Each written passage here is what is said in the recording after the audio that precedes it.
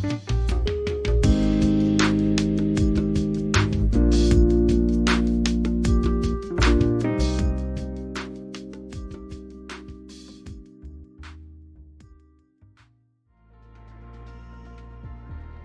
guys, Clumsy here. Welcome back to Microsoft Flight Simulator. Clumsy flying again. Still on the H135, the Airbus helicopter. Just testing my controls here. Overlay is working, that's perfect. How is everyone? Thanks for joining. How are you guys doing? What have you been up to these days? 1 second, give me a second. Let me just... So I want to monitor the face cam a bit better. Let's see if this will work. If I can put a window source right there. Let's have an idea if it's getting too bright or too dark. Let's see. Right. So for today, bit of a different tour. Sorry again, Tom, cannot go with that flight today. Maybe next time. Your Twitch is broken. What's happening? Who do we have in chat, by the way? First, bro. Hey, Scotsman. Hi, Scotsman. Bye, Scotsman. I'm sure he will go back to training. Oh, he's probably gone back already. Enjoy, man. Happy lurking. Hey, Patrick. Welcome back, man. Fancy seeing you here. How are you doing? Been trucking recently? Thanks, Tom. Enjoy your food. Congrats on the W900, Crizzy. Did you notice that new logo? Doesn't say Kenworth anymore. Doesn't say KW anymore. Says HK. Posted it in Discord. Interesting. Copyright stuff. Usman, welcome back. Super glad you made it. Thank you for joining. How are you? How's the missus? Leaves for Mexico. Ooh. Vacation? Nice. How are things there? You guys going on vacations already? Travel is open now. Great to see. Great to hear. Alright, let's go and do that. I think we can proceed. So today we are touring Greece. You might have seen the title. I was looking around, seeing where we could go. And I found that there is actually a Skypark tour available for it. And it might coincide actually because apparently Greece celebrated their 200 years of independence last month, March 25, I believe that was. Maybe that's why that came about. What the heck is that? Super goodness. Oh my goodness. Super at it again. Thank you for 5 gigantic subs. Goodness, 34 total. Appreciate it, man. Thank you for all the non-stop support. And for those who've joined, welcome to the bro zone. But yes, so we have a Greek tour today. Skypark has 35 stops. 35 how do you check this out? You should be able to see it on your screen, right? Yeah, that should work. So if I look in the info, it's all Greek to me. That's why the title. 2486 nautical miles in total, so definitely not going to finish this today. But we are starting off in Athens. Is this Attica? I can't remember, but yes, I think it's the biggest airport probably in Athens. And then we'll make our way around, but you can see the map would look something like, come on, that. So circling all around, starting off in Athens. I haven't really explored Greece before, so now it might be a good time. And I found this pretty interesting, let's hide that like so. I found this pretty interesting livery in the FlightSim.2 site. As always, all of these are in the mods list, ! Mods if you're in chat, or link in the video description if you're watching this in YouTube, the recording. So I found a nice livery that has a Greek logo in front, 200 years independence, 1821 to 2021. Very nice. So I think very timely, very perfect for our tour today. So let's go and load it up. Enjoy, Crizzy. Thanks for dropping by. My pleasure, Super. Thanks a lot. Goodness. Humongous. Sub-hype. Lima Golf Alpha Tango. Okay. Golf Alpha Tango. That's the one. Hellinikon? That's the name of the airport.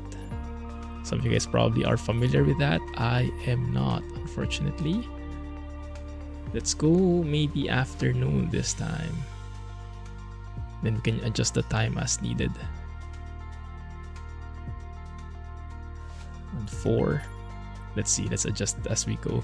So we get some nice sunset later on. That looks nice. Isolated parking. That's a fuel box though. Let's take this one instead. And we're going to up the difficulty a bit today with our helicopter. Not because I'm good, but because I want to practice. Because there's a new helicopter coming out on Friday. It's pretty old school. It doesn't have any of the bells and whistles that the H135 has. No glass cockpit, minimal instruments, pure visual stuff. I think it's the, what do you call the name, Bell 47. I think it will be coming out on Friday, 30th of April. And I think it's the first civilian helicopter that was ever released. I think 1946 or something like that. And up to now, I think there are 4 helicopters of that model still flying in real life. But yes, pretty old school, pretty basic in terms of guidance. So as raw as it gets when it comes to controlling a helicopter. So to prepare for that, we will up the difficulty a bit here and we'll remove the well-beloved hover icon. You know, that green circle in the PFD that tells you which direction the helicopter is going. So useful, but the other helicopter will not have that. So I figured might as well try now. Whoa. I'll need to adjust, I think, my controls here. Center is that one, and reset or pause is it this one? Yes, I think so. Good. Track IR stuff. Okay, there you go. Who the heck is this guy? I think Rotor Sim Pilot, a very nice YouTuber in a real life helicopter pilot, calls that guy Ben. Ben is not part of our flight though. Let's keep him there in Rotor Sim Pilot. How are you, Caso? Glad you made it. How have you been doing? Wow. I can feel the lag of all these houses, I think. I've heard before, I think Squirrel made a video on this way back when, during the sim, when the sim first released. Greece is one of the heaviest places in terms of FPS. Hopefully no VSOD. Yeah, hopefully not. I uninstalled that update, that Windows update that caused it, I think. So hopefully better this time. We'll see. We will see. Controls look okay. Turn on the batteries. You may notice the panel looks a bit different again versus the last time we flew it. This is version 0.90 already, I believe. Battery is all the way there. There we are. Turn that off.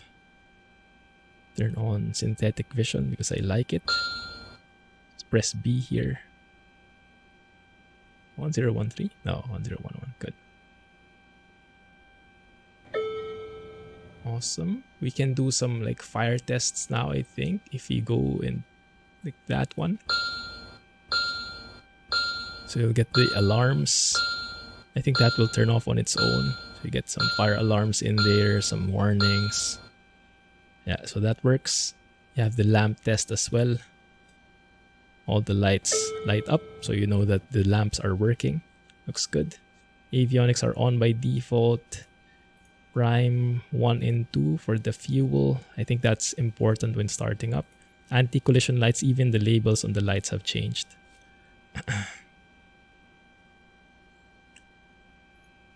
Swedish helicopter, well, Greek to be more specific. Flying around the entire world. Ah, no. In real life or in the sim? Right, so let's see where we're going. We are here already. We're going to Lima Golf 53. So let's see if we can plot that in here. Lima Golf 53. Enter, and then back, and then direct. That should be good enough as a direction. Yeah, let's see here. 85.7 miles away. And along the way, we will be enjoying a bit of Athens because Athens is right to our northeast, I believe. In line with that, let me also log into Bush Talk Radio here so we get some nice audio tours from the lady. I don't think there are a lot of audio tours here in this area. We'll see.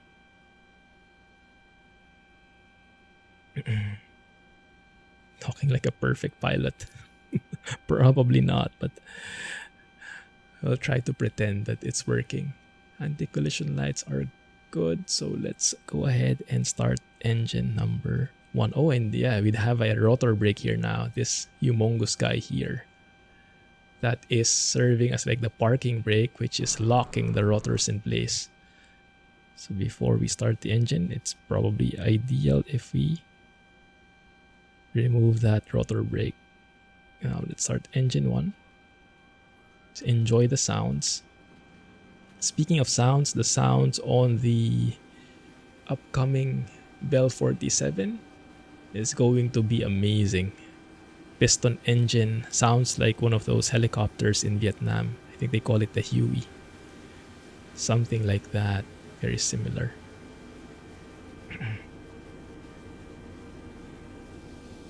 One second, I'm getting some very laggy stuff here.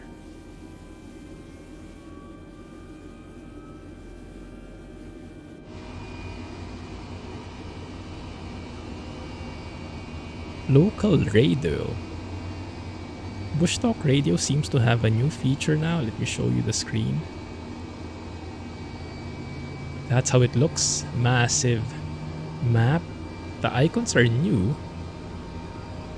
Definitely new. So each of the different landmarks have their own icon now and very distinct icon. That's where we are. Athens is to our north, apparently. So we'll go and visit that. But in addition, there's now the local radio. I'm Sam Smith. So if you're not streaming this online, that might be a nice thing. Get some local radio goodness in there. But as we're streaming, it's probably not going to be a very smart move. Okay, engine 1 is good. Start that for engine number 2. Sorry guys, lagging a bit behind chat. Let me see what I missed. Hot air balloon, nice and slow. Oh yeah, I think I've seen some photos of that. Other people have been flying it. Very interesting how people can come up with, huh? 6 hours ahead. You're in Central Europe time, is it? I see.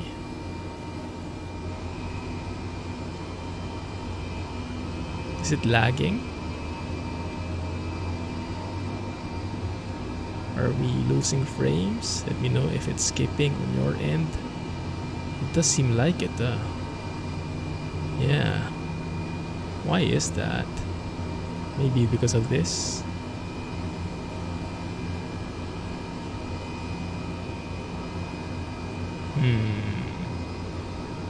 Might be something with the browser. 1 second, guys. Huh? Okay, there you go. It's better. I think it was Bush Talk Radio bugging out. Let me try that again. The website.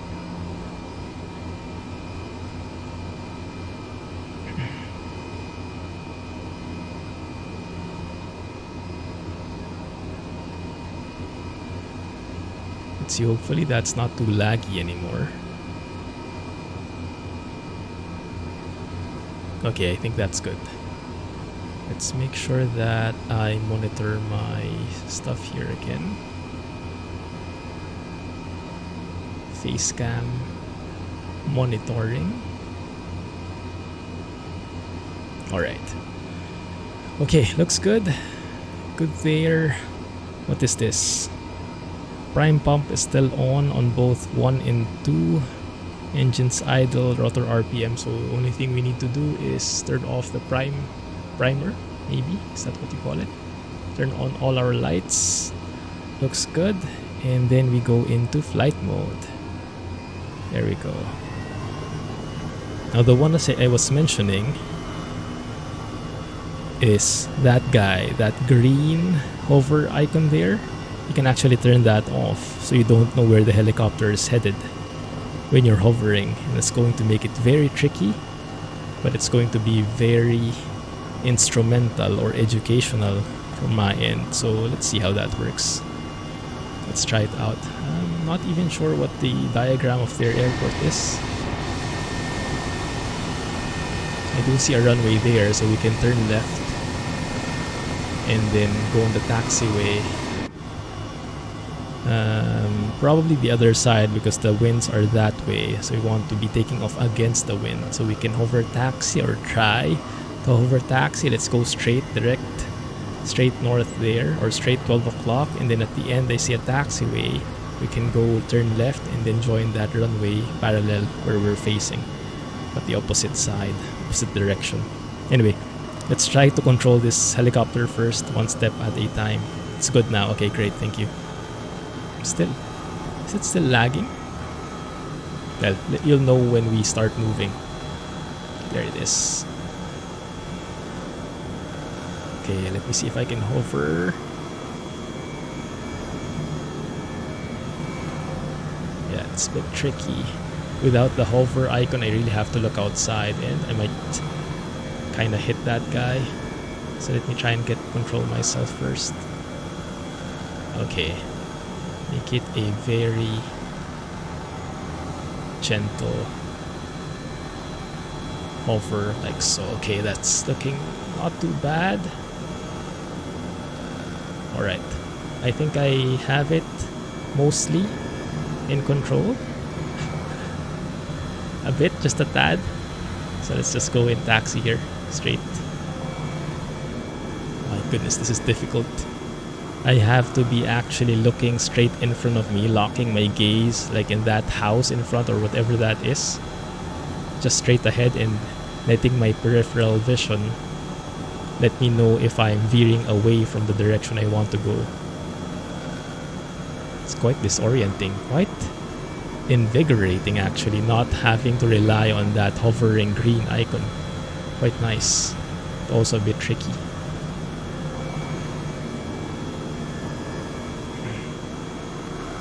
That's okay. Alright, let me know if it's lagging. Hopefully that is good on your end. Yeah, it looks good on my end. Doesn't seem like we're lagging. So the runway should be somewhere here. I see it there.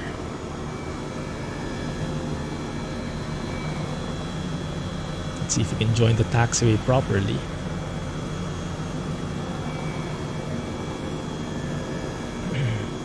Yeah, I'm super excited for the new helicopter because the sounds on that one, amazing. Piston engine, so you have that nice, like similar to the vehicles that we're familiar with, trucks, the cars, so like a typical piston engine. And then you have a very nice chopper sound.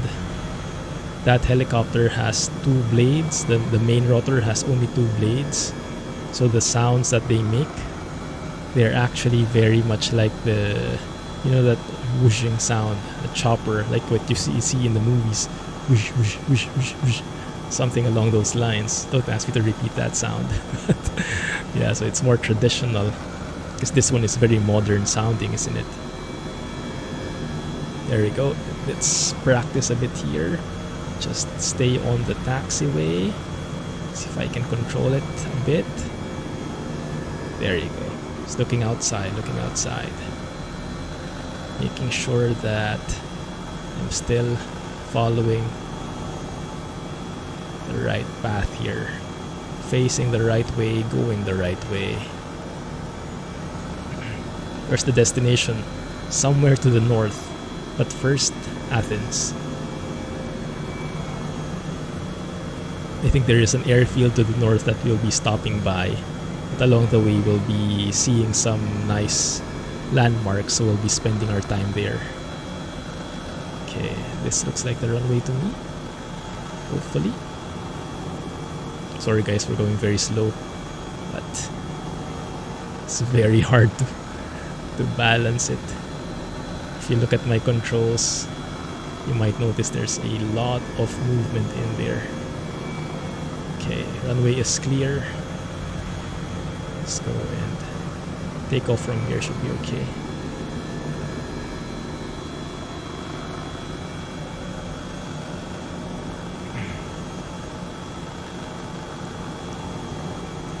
Apparently this runway is closed.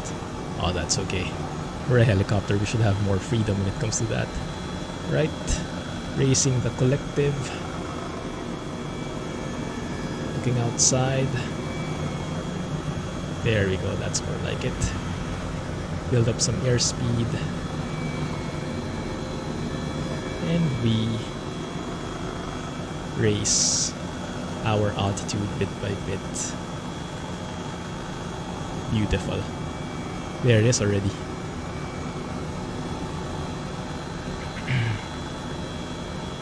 I think this is part of Athens. My goodness, this is a very dense city. I'll show you how bush talk radio looks like. That's how it looks. So the entire place, I think, is Athens, because it looks all like a city. Part of Athens here. Look at that. All these different buildings. Too bad we don't have a local tourist around. Let's turn off our landing lights here. Should be good. On our way.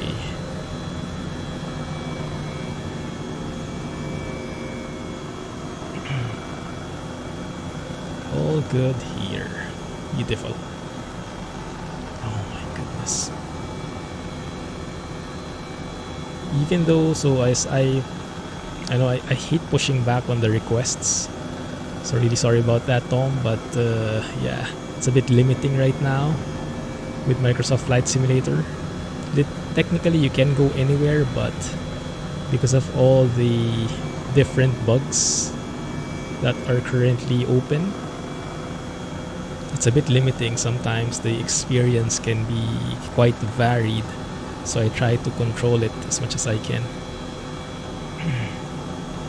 But thankfully in this particular area it's not such a problem, because we have very nice sites, so many buildings, my goodness. And yeah, the load on my system is immense. I'm almost maximizing my GPU fully here. Are the roads pictures? Yeah, I think they're satellite imagery. That's true. Z's crispy sounds in his server. Nice. Hey To, how are you?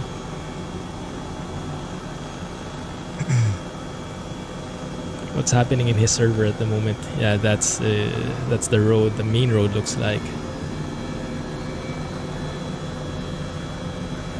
If we head straight through, then we should see the Acropolis. I think that might be it.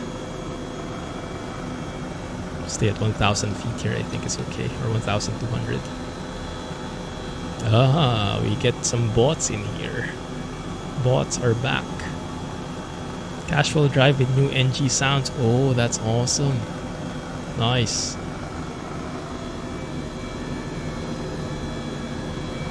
Is he teasing when he'll be releasing it? Does he give any hints?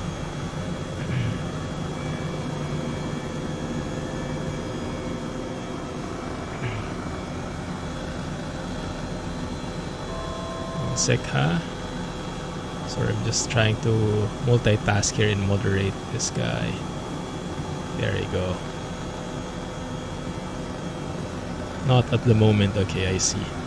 That's okay. We'll patiently wait. What do you think will come out first? The CAT C15 or the the next gen Scania sounds. I'm okay either way, as long as they release.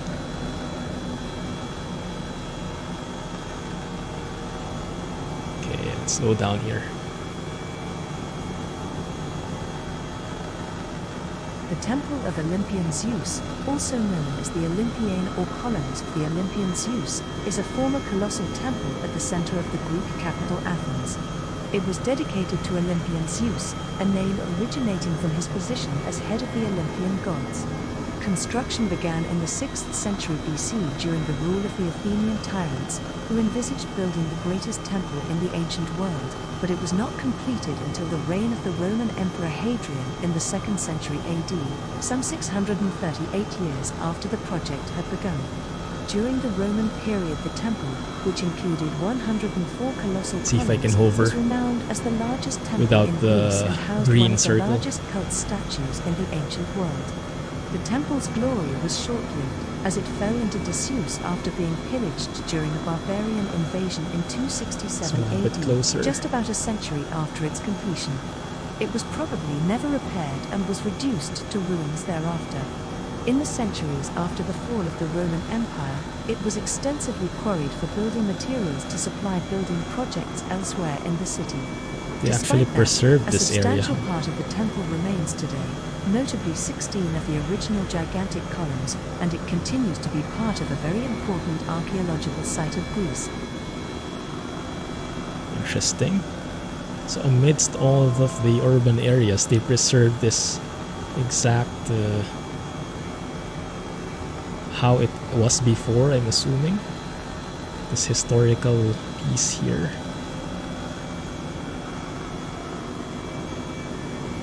Nice. Let's see if we can circle around. Bit of an exercise. See if I can control this helicopter without the hover thing.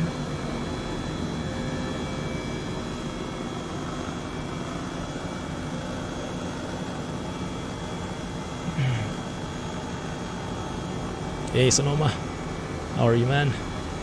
For sure the NG sounds. Ah, I see. Good to know.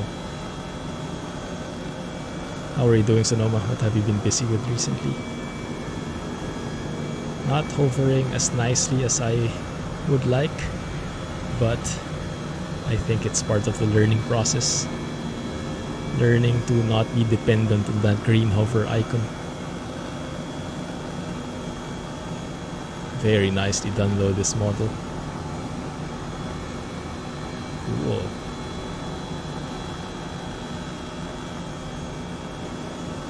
It's amazing.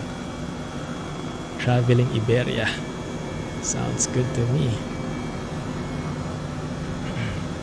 Let's see, there should be one more. This one.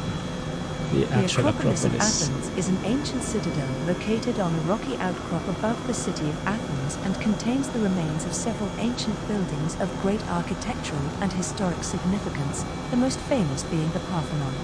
The word Acropolis is from the Greek words kappa rho omicron mu and pi lambda iota sigma. Although the term Acropolis is generic and there are many other Acropolis in Greece, the significance of the Acropolis of Athens is such that it is commonly known as the Acropolis without qualification. During ancient times it was known also more properly as I think we need to Skopje, take a screenshot after the there. legendary serpent Forgot to man, take a screenshot. Skiathos, the supposed first Athenian king. While there is evidence that the hill was inhabited as far back as the 4th millennium BC, it was Pericles in the 5th century BC who coordinated the construction of the site's most important present remains, including the Parthenon, the Propylaea, the Erechtheion and the Temple of Athena Nike. The Are you a fan of the Parthenon and next gen other buildings were Scania? Oh yes, seriously definitely. damaged during the 1687 siege by the Venetians during the Mauryan War, when gunpowder being stored in the Parthenon by the Ottomans was hit by a cannonball and exploded. What happens when you crash? We might see that shortly. So I can try to land here maybe. Land beside the... I'm not sure if that's the Parthenon or something. This area basically. Fiddling around. Traveling Iraq. Ooh. So So if we try and land somewhere here in the open area. Thanks for following, by the way. Sorry, can't see exactly who that is right now, but thank you for joining, and hope you are enjoying the stream. Should be okay, I think. Just keep it steady. Should be good.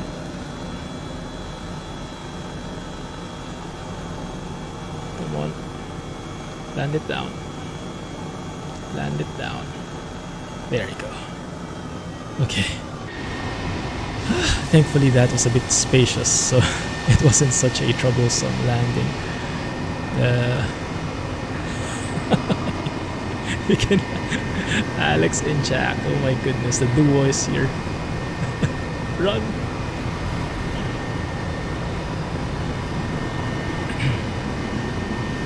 Enjoy, Tom. Enjoy the lurk. Right. Whew. Not the best photo though, so I think we'll have to nicely done for now. Thanks. Yeah. For Jack and Alex, I removed the green hover icon in preparation for Friday. I think you'll enjoy the helicopter coming out on Friday, Alex. Classic helicopter. I think the first civilian helicopter that was ever released. The Bell 47. I'm not sure if my facts are correct, but you might know more of that than I do. It's a payware helicopter coming out on Friday, and I definitely have that on my list. Let's take a photo here. And that's why I removed the green hover circle, because that old school helicopter will not have any kind of guidance, and by all accounts they say it's much harder to fly than this helicopter right here, so might as well get some practice.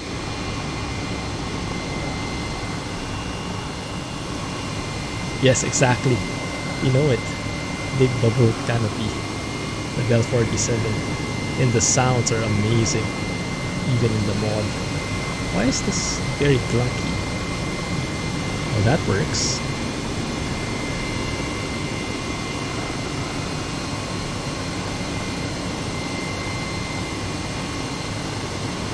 It's almost not moving.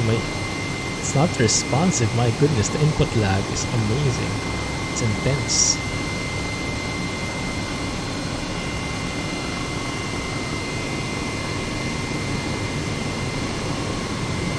One sec, guys. Give me a few seconds. The input lag is immensely laggy at the moment. Must be because of push talk radio again.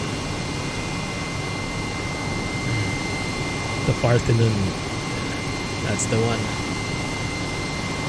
Acropolis, is it the entire city, I guess? Parthenon is the specific structure. Let's take a photo there and then I'm happy. Good? Alright, good. Alright, there we go. And I think to help lessen the lag, let me close Bush Talk Radio for now. I think that should improve. Yeah, that removed all the input lag. It was Bush Talk Radio, and I think my browser, because I didn't have hardware acceleration in my browser, so I think that was causing the problem. Alright, let's bring it back. Let's get up here. Let's continue northbound, enjoying Athens.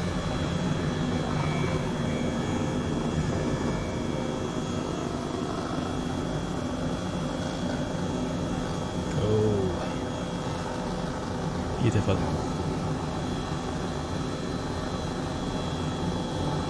How are you guys doing, Alex and Jack?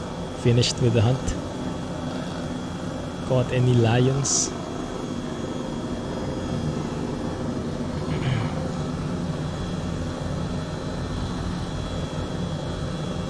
Hey, Incarnate. Yes, Athens. I don't think I've visited this before in the sim, or not much at least. But now we have a whole tour from Skypark. 2,800 nautical miles, so we're not going to be finishing this anytime soon. But we'll try and enjoy as much as we can. You did, one caught Craig though. So that's the tour. And we'll be circling around, doing lots of laps in here, I think. There is even one here as well, one more landmark. Corinth Canal. Oh, let's go and visit that. Westbound, okay. Let's see how that looks. We'll have to climb here a bit.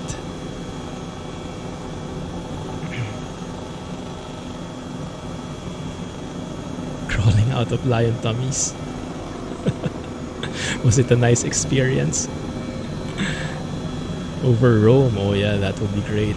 Yes, I'm sure it will look amazing. Let's add that to the list. Have you guys, has anyone been to Greece ever? I haven't. I wanted to at one point. At one point they had very affordable prices here. They were really encouraging travelers to come to Greece because I think they had some financial trouble, right? Greece as a country. So they were really, how do you say? They were trying to get in as much revenue as possible, as much business as possible. And tourism is a huge business. I like the balance of the urban area, but still coupled with all these bushes. This just looks so real. Goodness, that's lovely. You have 3 times, nice. Which areas did you go to? And is it really how this looks? What I hear of from Greece is usually what, aside from Athens, I think the famous touristy spot is what, Santorini? I think that's the scenic area with lots of stacked houses and a beautiful view of whichever body of water that is. It's a very detailed city.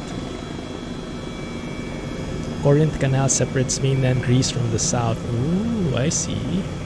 Nice. Okay, let's definitely check that out, but I think I'm headed the wrong way. Should be going west here. Yeah, should be headed westbound around 260 degrees, I guess.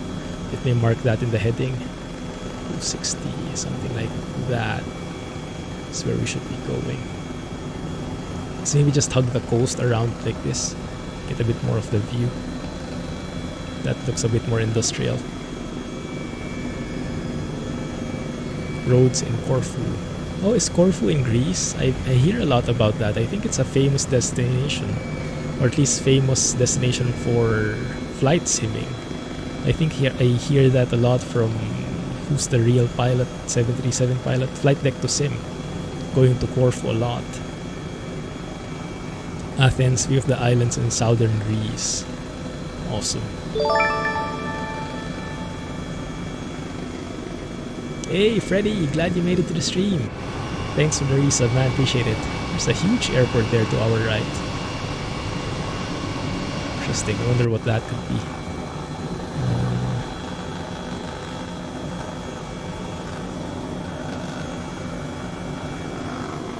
Corfu is northwest near the Albanian border. Rhodos is in the opposite direction near Cyprus. Ah, I see. So Rhodos is in the southeast, probably.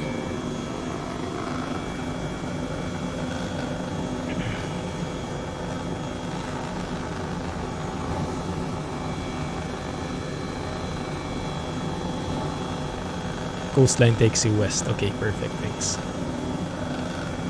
Trees are very thrush. Sure, it's very arid and dry. So the trees should look different. I think that's what we have a, what's the name? I think a seasonal mod. It's payware, but it adds so much more vegetation to the sim depending on where it is in the world. I think that's one of the changes, making the trees more realistic. Right now it's a bit more how do you say, limited in terms of options.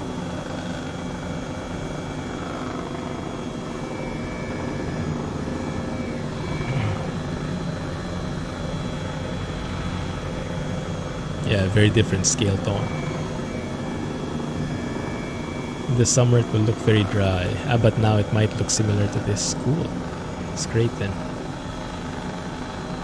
Okay, I think we are headed the right way here. Can I get rid of my pedals? No, I need some pedals to get to where I want to go because of the wind, I guess. Let's check where that landmark is. Yeah, we are right on that spot. Hugging the coast will eventually get to Corinth Canal. That looks like a major highway. In terms of pro mods, are you guys familiar which areas are included? I think I remember from pro mods Thessaloniki. You guys know where that could be?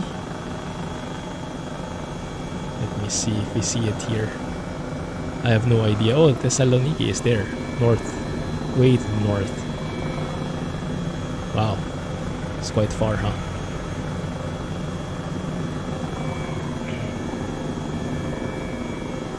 Highway out of the city towards the west and south.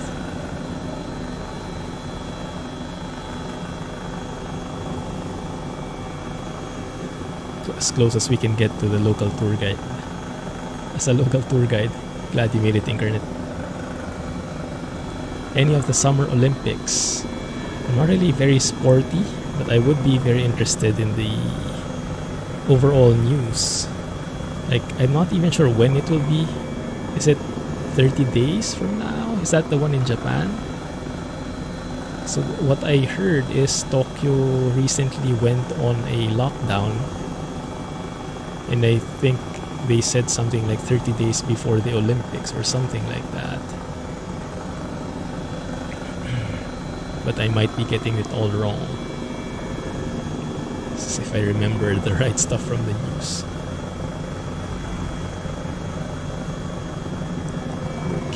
Good. It's a shame I don't have Bush Talk Radio. I really want to have it. Let me try and load that again one more time, see if it lags the system too much. Okay, let me load that up. Maybe if I minimize it, it won't be such a problem. I'm not sure.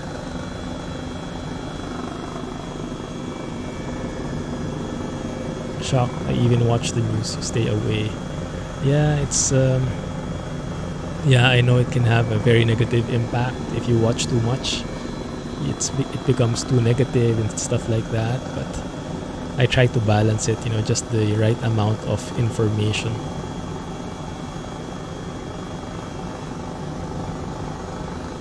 Just so I know what's happening generally, but not that I'm wallowing in all the bad news. So the right balance is very tricky, just like flying this helicopter. Anyway, so what have you guys been up to? We have a lot of miles ahead of us, lots of time to chat. I'm not talking with Vatsim or whatever, so we are free to enjoy chatting, hanging out. So let me know what's happening with you. You guys trucking, spending your time watching new series, movies, playing other games. What's happening, basically, in all aspects. Looking for a new series to watch. What did I finish recently? Oh, I finished the series. It's a new Netflix series, I think. Very interesting concept, like Black Mirror stuff. Like Black Mirror, but a full-blown series. Quite interesting, but it's a bit of a cliffhanger.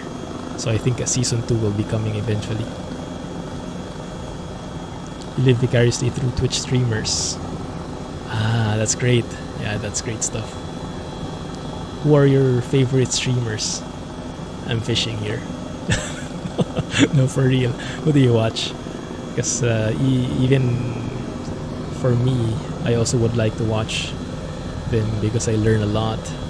Best practices, you know, getting in touch with the community. I don't get to do that too often these days. I should spend more time hanging out with other content creators as well. It's always bad. Yeah, that's true. It's sad because it's normally the bad news is more catchy. So because the news outlets, the media, they need clicks. They need to earn money. So they need all those eyes. And nothing catches attention like bad news. So oftentimes it's mostly bad news. It's an unfortunate side effect. Thanks, Tom. Great to hear. Chewy. Oh my goodness, yes. Chewy, I think I get to watch from time to time. That guy's a pro.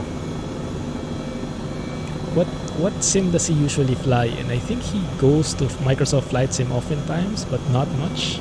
Because I think he's really into the hardcore airliners. Is it P3D that he goes into most often? Or does he like balance it out amongst all the other sims? So all three, wow. Nice. Does he have a favorite plane? Even though he mixes them up. Shadow and Bow. Oh, that's a new one. Yeah, I added it to my list. Looks interesting.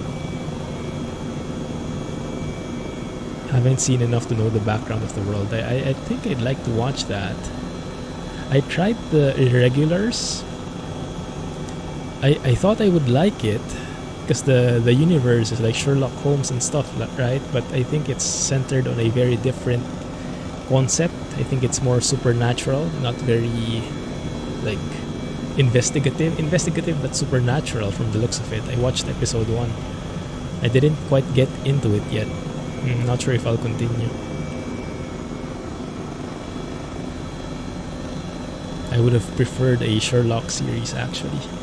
Maybe I was just going in with the wrong expectations. A 747 guy. I see. Yes, that's true, Incarnate. Singapore and Hong Kong has the travel bubble finally implemented after I don't know how many months, 5 or 6 months. Currently, I think in the beginning they will only have 2 flights a day or 1 flight a day each direction. But if things go well, then they will step that up. And I think the tickets got sold out immediately. So a lot of Singaporeans are very hungry for travel.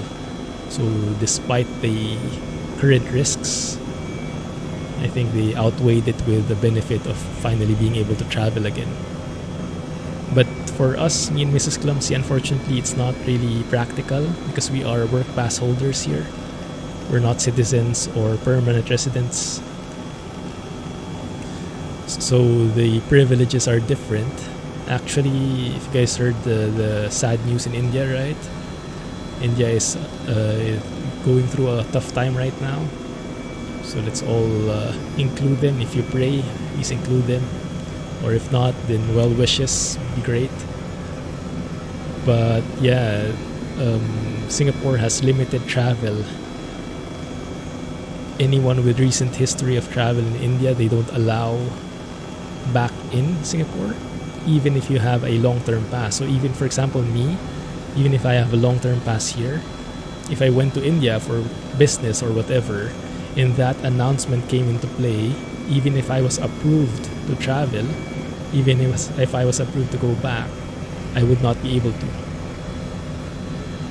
So that's very dangerous. And if that were to happen, like in this Singapore Hong Kong bubble, out of a sudden, because it's very sudden, and me and Mrs. Clumsy, we don't want to risk it, getting stuck in a different country. So for us, it's still safer to just stay home, basically, as much as we would like to travel already, as much as we miss traveling. Thanks, Freddy. Appreciate it, man. Hope I caught you in time. Thanks for the resub. Appreciate it. Catch you on Discord. What truck are you going to be using on Friday's stream? That's a good question, Osman. I'm currently leaning towards the 900, but we'll see. If Zmod releases something beforehand, we'll probably go with that. But yeah, I'm really liking that 900. What is your opinion, guys, on that recent 900 change from John Wuda? that the logos are not Kenworth anymore because of copyright concerns. Is that a big deal for you? Don't really mind? Because I don't think you really notice it immediately. From afar, you definitely don't notice. I posted some photos in Trucksim channel in Discord if you haven't seen it before. Alright, Internet, have a good day. Thanks for dropping by, man. Thanks for the tour. Wanna buy Disney Plus, ban that guy. Age of Samurai. Oh, that's a documentary, right? Is it good? Ah, nice. Yeah, I love the feudal Japan era. I had a phase where I was so into it because of my brother as well. We were so into samurai, ninja, reading all kinds of books, even played like a trading card game for it, like Magic the Gathering, if you guys are familiar with that, but more focused on Japanese. The Corinth Canal connects the Gulf of Corinth in the Ionian Sea with the Saronic Gulf in the Aegean Sea. It cuts through the narrow isthmus of Corinth and separates I guess it's this the one? Peloponnese from the Greek mainland, This one? arguably making the peninsula an island. The canal was dug through the isthmus at sea level and has no locks. It is 6.4 kilometers in length and only 21.4 meters wide at Wow. its base, making it impassable for many modern ships.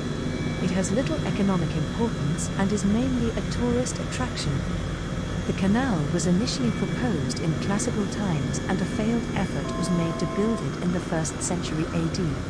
Construction recommenced in 1881 but was hampered by geological and financial problems that bankrupted the original builders.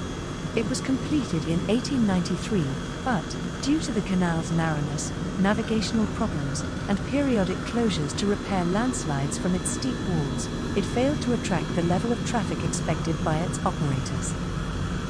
Oh, interesting. So they were attempting to make a canal for passage to cut through the island so you don't have to go around. But somehow, I think it didn't get its proper target. Probably too narrow. Wow, goodness. Interesting though. And it's nice that it actually is represented here in the sim properly. I guess that's proper enough, right? I mean, some bridges aren't modeled in, but that looks like a canal to me. Beautiful. Losing airspeed. Let's get that back up.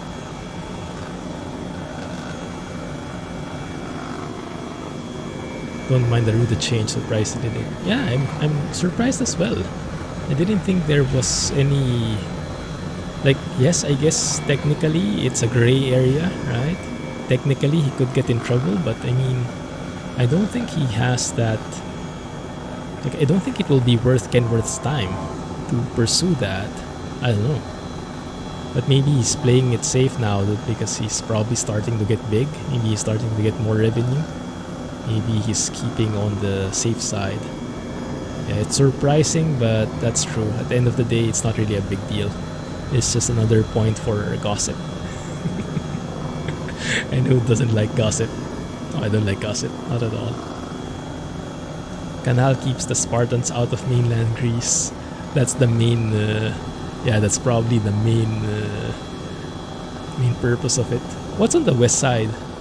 What's this area on the west that cuts through?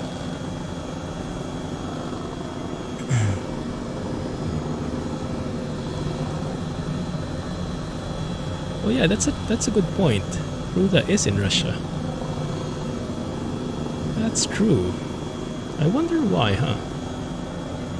Wonder why. Be interesting to get a little bit behind the scenes there. Pretty tall hill here. Have to climb a bit. My goodness. This is a scenic site. I would love to go and do this with that Bell 47, although honestly I'm not sure if the Bell 47 can handle this. Based on the video I've seen, it looks like that helicopter, that upcoming helicopter, is going to be very limited in terms of power. So no vertical climbs or whatnot. You really have to pick up airspeed before you climb and stuff like that. It's also very interesting because I was watching what's his name, Rotor Sim Pilot's video on it. He mentioned something about that helicopter being used for drying how do you say, crops? Drying crops? Like, how does that work? Like a massive electric fan? Like a helicopter hovering around the crops to dry them out? That's very, very interesting concept. Let's see where we're going. Okay, here I think we can cut through, travel on land a bit, get a bit of a shortcut towards that airport we're going to. That looks good. Hey TKK, thanks man, appreciate it. How are you? Any new projects on the way? Busy with work?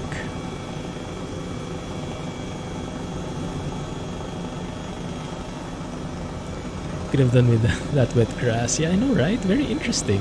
It's like, why would you use a helicopter, such an expensive piece of equipment, for drying crops, but then again in a massive scale? I guess it makes sense. But I was surprised, like, really? Drying crops? Like a massive electric fan? Cool. There's a helicopter mod. Oh, come on. Really? Now that sounds scary. Wouldn't be trolling there for sure. How do you even control it?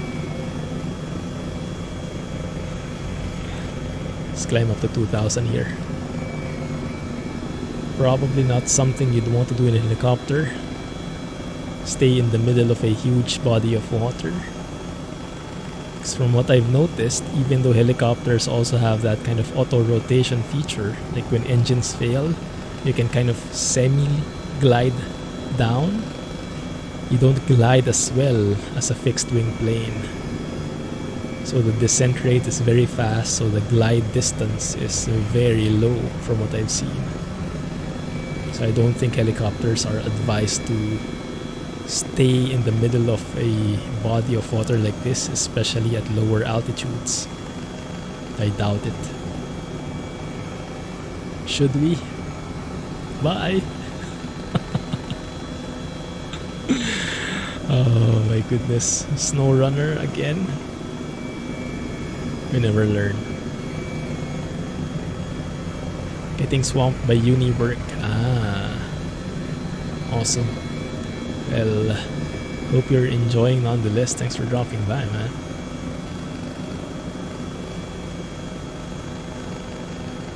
I guess it's quite late there, but wait, where are you based again? Maybe not too late.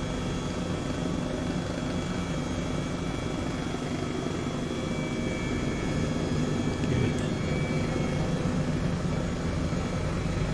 Oh yeah, by the way, this helicopter actually is compatible with the GTN 750. The GTN 750 is that GPS system I featured in yesterday's video. It's actually compatible, but not so much. It's like barely compatible. It's there, but I don't advise it. It's a bit clunky at the moment. You have some missing buttons. You have some watch outs, possible crashes if you don't do proper operations. But it's nice. It's nice that it's there in the first place. Better than nothing. But I think I'd rather keep it here for now to be on the safe side.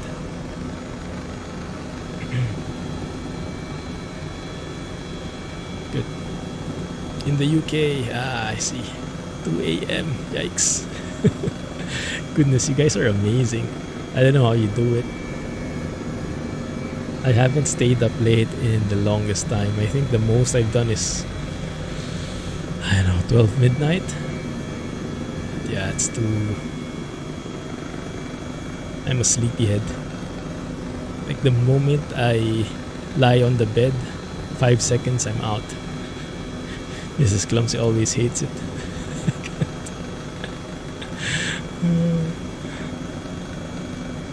It's probably something I inherited from my mom. My mom was a pro there. I remember my dad would always like count down. Like when my mom would complain that she cannot sleep, my dad would start counting down like with his fingers. And after the countdown, usually, more often than not, my mom would be knocked out asleep. And now the exact same thing is happening to me. Like when I complained to Mrs. Clumsy, oh, I can't sleep, she would just laugh out loud and she would start counting down. And yes, oftentimes I sleep earlier than before the countdown ends. Hey Race, how are you? Thanks for joining.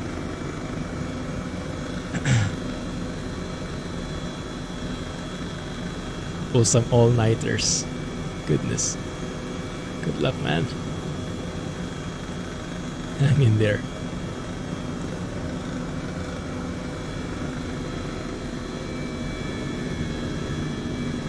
So what are you driving right now, Alex? Are you in the W900 also? Something else? Really enjoying the TAF F241 by XBS. Didn't think I'd enjoy it so much. Even the looks. It's classic. But I don't know, the exterior looks so clean to me. The F241 also. Eddie Stobart, you still haven't gotten caught. They're still trying to catch up to you with custom sounds. I wonder by whom. Who's the brilliant guy who made that happen?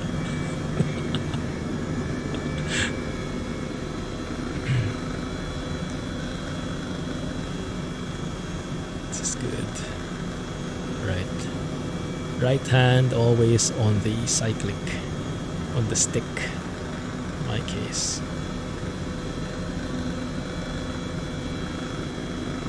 Preparing as much as possible to fly visually, rely very little on the instruments, because from the Bell 47 looks like it has great visibility outside but not on the inside, on the instruments. You can barely see it, so I think you fly it mostly by feel and you kind of just glance at your instruments very seldomly. Not caught yet. Green and red.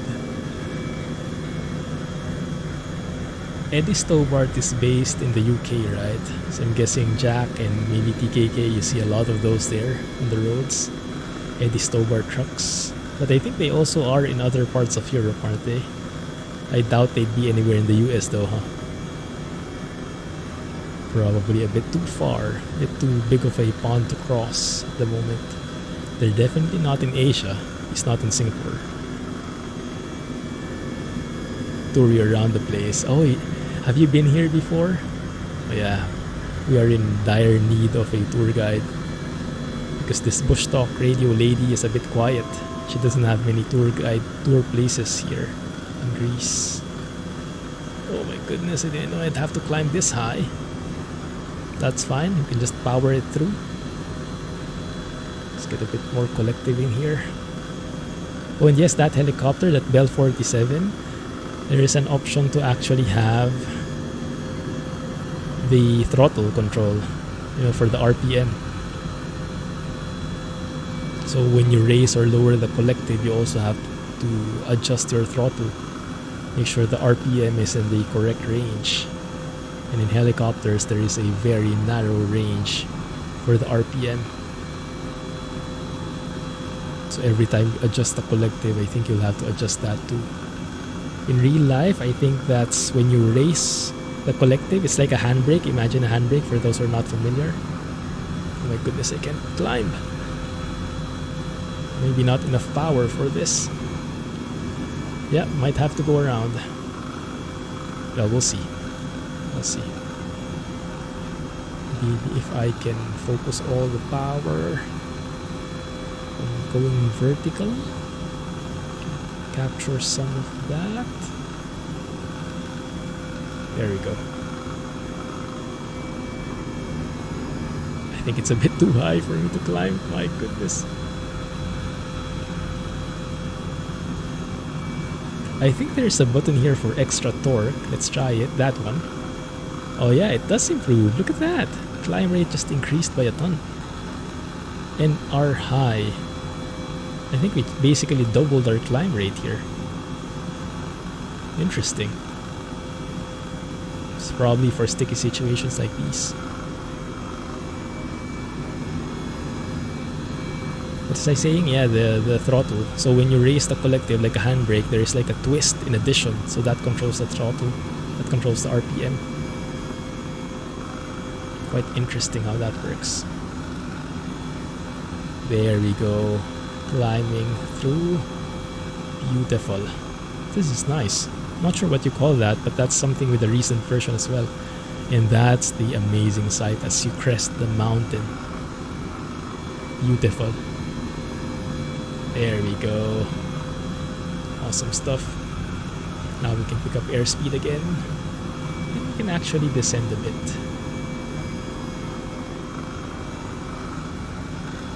There we go. Not much needed anti-torque pedals here. If you see one, you will panic. I can imagine. You're part Greek. Ah, I see. You normally live here when you're not at uni. Oh my goodness, you're the perfect tour guide then. Yes, we are. Well, we just came from Athens. Explored the Acropolis, took a few photos, landed beside the Parthenon. Is that the right term? And we went through the canal to the west. What's the name of that canal thing again? Corinth Canal. So and now we're headed northbound. Headed towards,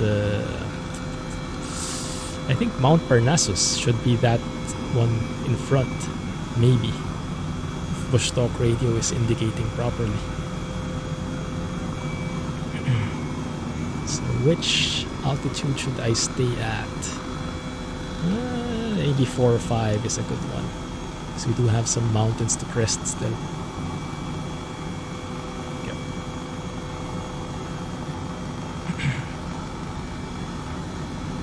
Boeing AH-64 Apache. Apache? Is that a military helicopter? That sounds familiar. I think that's a very famous chopper, right? Didn't know that was Boeing. Cool.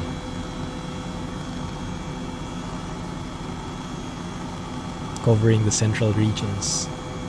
Yeah, I think for now, because there is a tour, so I have Skypark, this app, third-party app, and it has a built-in Greek tour called It's All Greek to Me, and it actually takes us around the entire place.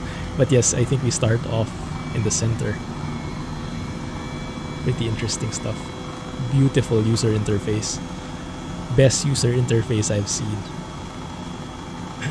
Especially in a simulation environment, user interface is unfortunately not the strongest suit of people who develop sims, usually. The physics is great, the actual simulation is great, but the user interface is usually the thing that gets left behind, if you've noticed in most simulators. So seeing that kind of user interface here, very refreshing.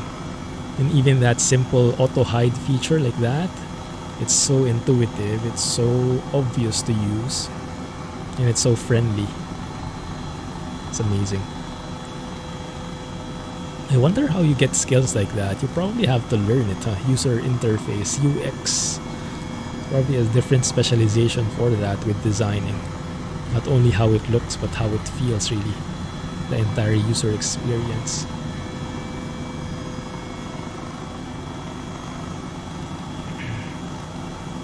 Getting pretty low here. Could shoot missiles at bridges. No shooting bridges. I'm gonna take photos if you shoot them. DCS might actually have that. I think DCS has a lot of helicopters. And a lot of people have been recommending that I try out DCS. The only reason I'm not is I'm not really very much into military stuff. But maybe for the joy of flying a helicopter, that might be a thing. I don't know. Not really familiar or up to date with that sim. But I think recently DCS has introduced volumetric clouds. They now have 3D clouds as well. And from the looks of it, in some cases, it even looks better than what we have here in Microsoft Flight Sim. So it's great to see that the other sims are stepping it up. Might be worth to invest in DCS eventually soon. We'll see. I think DCS is free, the base sim. It's the specific aircraft that you buy, if I understand that correctly. And those aircraft can really be pricey, but they are as simmy as it gets. Microprose Gunship 2000. Oh my goodness, Microprose. I think I remember that company. Yeah, they released some nice games, didn't they? It sounds very familiar. Is that a 90s company? Probably.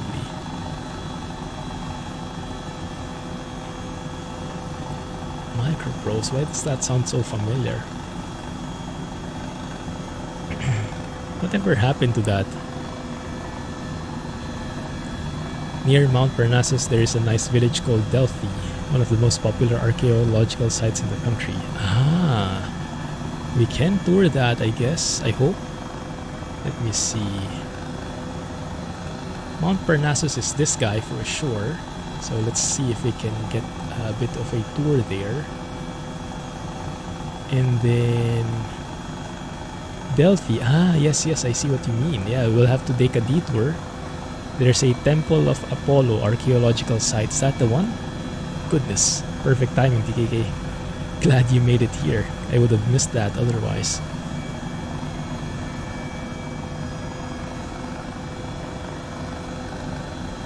So let's see if we can get close enough here to get that audio tour triggered.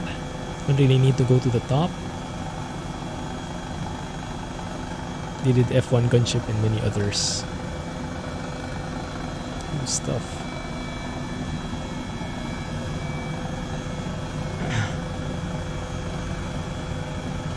Okay, come on, trigger. Need some info here.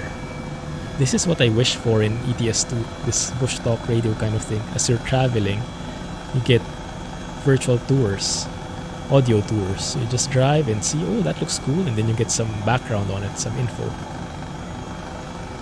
Let's see if we can climb this bit by bit. If not, we'll have to do like some kind of a U-turn, or we'll have to leverage that torque feature again. Extra torque. European Air Bar. Hey Tesso, thanks for joining. Thanks for the compliment. Nice flying so far. That may change quickly enough as we get into this hairy situation. There we go. Mount Parnassus is a mountain of limestone in central Greece that towers above Delphi, north of the Gulf of Corinth, and offers scenic views of the surrounding olive groves and countryside.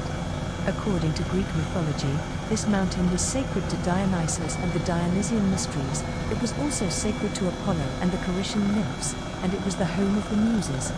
The mountain was also favored by the Dorians. It is suggested that the name derives from Parnassus, the possessive adjective of the Luvian word parna, meaning house, or specifically temple, so the name effectively means the mountain of the house of the god. Ah. Interesting. Yeah, that kind of short trivia is perfect, right? I like that. Let's see if we can crest the top of the mountain here. Climb Mount Parnassus. Oh, lost all airspeed. Goodness. This is dangerous in real life, I imagine, but thankfully we are in a sim.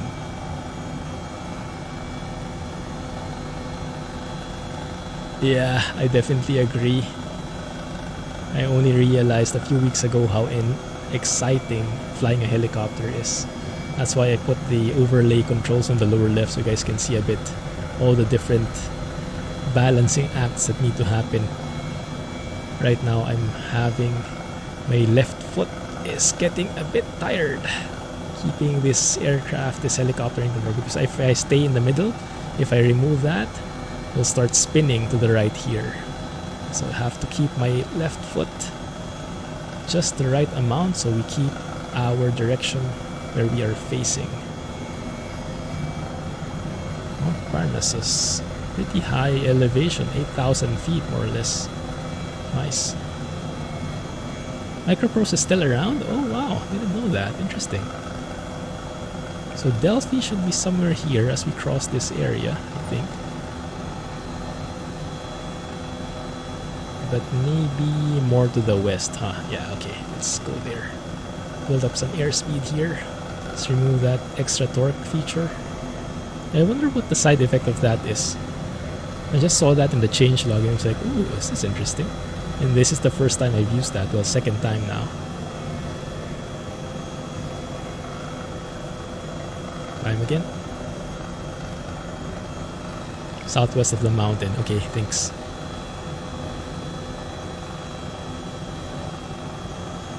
Landing a heli on a single landing pad. Oh yeah, that's something that is a bit beyond me at the moment.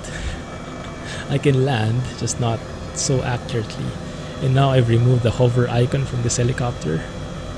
The additional guidance, it's even harder. Although in some cases, I think it's also easier because relying on that green dot in the PFD, sometimes it's also a bit disorienting. I guess it depends on what you get used to, but I noticed without it, I seem to be much more aware of where the helicopter is going. Because I look outside instead of on that dot, where the dot is a bit delayed, I think, compared to what you see exactly outside. There we go. Let's lower the collective a bit so we don't overspeed.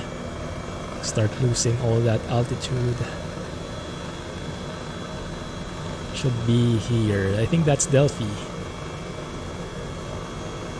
You should see. I'm not sure if it's modeled though, but yeah, there is supposedly an archaeological site here. The one that TKK mentioned.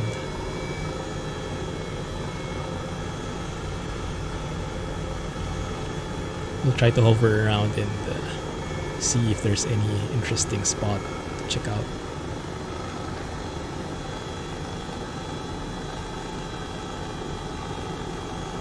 There are two landmarks here. As I lower the collective, you can see my pedal, this axis at the bottom, I have to keep on the right instead of on the left this time. Otherwise, I rotate to the left like that. It's very tricky, very interesting. I love the mechanics of it.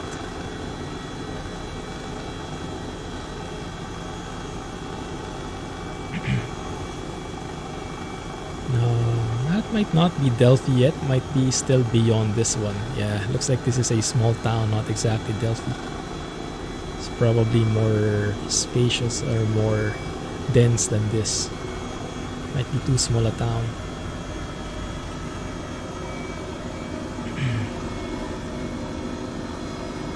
Temple of Apollo and Temple of Athena. The two archaeological sites, I think.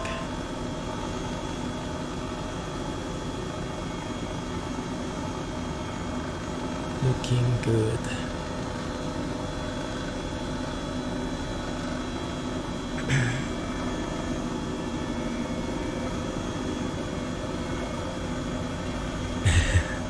Yeah, great bit of a detour, but yeah, the airports, the actual tour of Skypark is just an excuse, so you know the general direction of where you need to go, but basically it just gives me an excuse to tour the place. And it's nice, it's perfect. And it's great, there's no time limit at all. Hey, Gunny! Silent Service. A submarine game was my peripherals. Ah! What else? Can you guys name some more games? Maybe something will ring a bell for me. How are you doing, Gunny? Thanks for joining, man. Any more helicopter adventures? I think you went back to the Airbus recently, right? Earning us money again. Apollo, Thank you. God of music, harmony and light, occupied the most important and prominent position in the Delphic Panhellenic sanctuary. The edifice with the partially restored colonnade visible today dates to the 4th century BCE. It is the third temple built at the same place. The famous oracle, the Pythia, operated inside the temple, location chosen, according to tradition, due to a sacred chasm beneath the site emitting vapors, which were inhaled by the Pythias, who then entered a state of delirium and uttering inarticulate cries, which were then turned into equivocal oracles by the priests. The Alcmeonid temple, completed by about 511 at the latest, was of the Doric order, with a 6 by 15 column peristyle. The sculpted decoration of its pediments was the work of the Athenian sculptor Antinon. The east pediment depicted Apollo's arrival at Delphi in triumph on his 4-horse chariot. The west pediment depicted the battle between gods and giants. This temple was destroyed during the strong earthquake of 373 BC. The ruins of Pausanias' modern temple are what we see today. Inaugurated in 330 BCE, it was also of Doric order, on the same footprint as its predecessor. Unfortunately, I don't and made think of there is any marble-coated porous actual stone. Its site roof and pedimental decorations, in sculpted the by sim. the Athenian artists Praxias not and modeled. Androsthenes, were made of Parian marble. The east pediment was adorned by Might the be figure that of one. Apollo flanked by his Satellite mother Leto, imagery. his sister Artemis, and the Muses. The west pediment depicted the god Dionysus among his female votaries, the Thyades. Persian shields taken as booty by the Athenians from the Battle of Marathon in 490 BC were attached to the temple's Still metopes beautiful, along with though. Gallic shields, spoils I'll of take the it. repulsive Gauls during the 279 BC invasion. The construction costs of this iteration of the temple were defrayed by contributions from various cities and individuals. Much of the stone from the Alcmeonid temple was reused, and replacements for the broken pieces were is it near purchased from games the or Corinthians and microprose? ferried across the Like Corinthian Civilization? Gulf to the town of Kira before being Was it, hauled up was the it mountain to microprose Delphi. before? Maybe that's it. The temple survived until AD 390, when the Roman Emperor Theodosius I silenced the oracle by destroying the Nice. temple and most of the statues and works of art in the name of Christianity. Hey, The Incarnate, site was completely destroyed by zealous Christians in an attack. stop that. It's a bit noisy. Sometimes the trivia is a bit too much. The canal looked great. Yeah, it looked like a proper canal, like a smaller Suez. And you can really see the divide there straight through. Civilization was one. Maybe that's why it was so familiar. Now it was bought by... Oh, who is Civilization under now? It was by Activision before, was it? But Activision was also... Oh, I might be mixing it. I remember playing that game before. Very nice. Especially if you're a history buff, I think that will really be great. Silent service. We are in Delphi, southwest of Mount Parnassus. You get the point.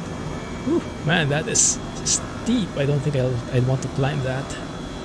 Let's get a bit more collective in here. Yeah. Oh, don't over torque it though. There we go. Very nice. Now where is our airport? 22 miles away. Okay. This direction, northbound. Okay. Looks good. Let's keep that in. Can I let go of my foot now? Not quite. As we build up airspeed, I can let go of that bit by bit more. And I don't know the technical terms. They have so many different terms. Effective translational lift or something like that. ETL. Out of ground effect, in ground effect, you know, those different things. Helicopter terminologies which are beyond me. I'll have to study that more technically, but for now I'm just trying to really get a feel of how to fly this, no matter what that means or how that what that entails, how you call it. The important thing, I guess, is to know what you need to do when that happens. So right now I'm basically feeling it, but I don't know what the heck I'm doing.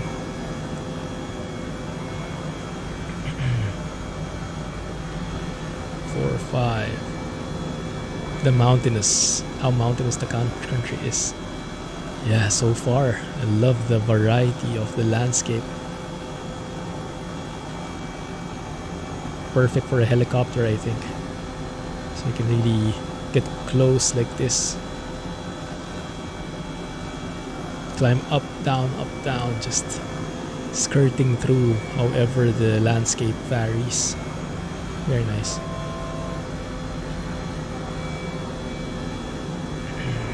Good.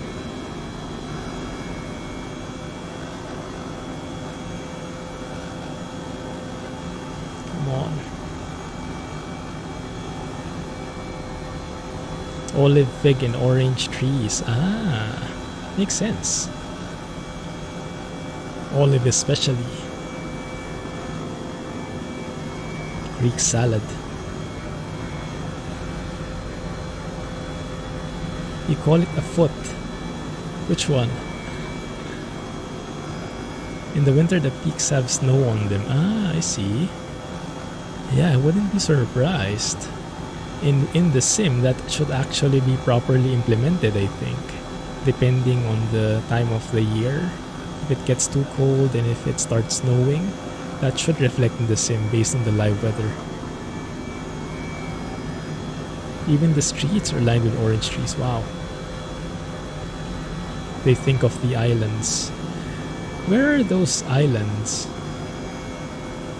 Because the central part seems to be like one big island, but are there like multiple smaller ones in other areas, other regions of the country? That may be something we're still about to go discover, huh? But yeah, I did not expect it to be this mountainous.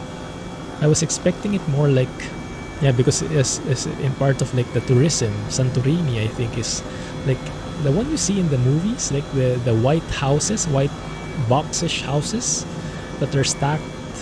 So there are a few hills, and then it's like a small island, so it's like the sea everywhere else. Beautiful. Southwest of Athens. Ah, the Aegean is filled with them. Cool. Awesome. Hopefully we get to tour that also here in this trip. Not this stream probably, but at some point.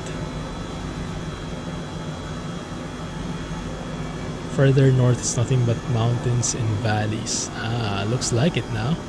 We are headed north more.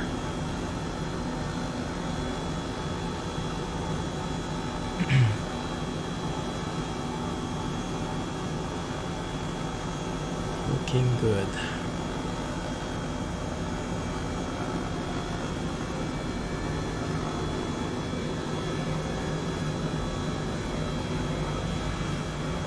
The theoretical Atlantis. Was that what they call it? Why theoretical? Southeast of Athens. Ah, I see. Okay. Makes sense.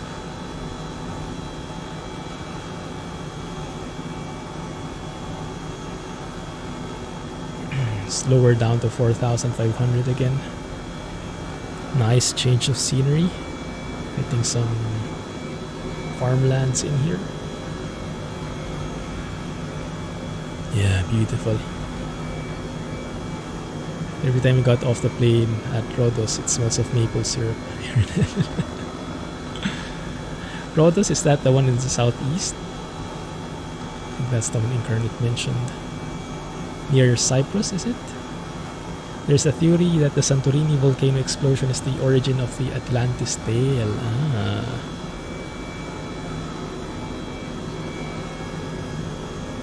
Santorini is very hot most of the year. Cool. I wish we get more of Greece in Pro Mods, or in ETS2 in general. There was a discussion about it in one of my Q&A videos. I think Plum asked which area I'm excited to have next. To be honest, I wasn't so interested in Russia. I would have been more interested in Greece.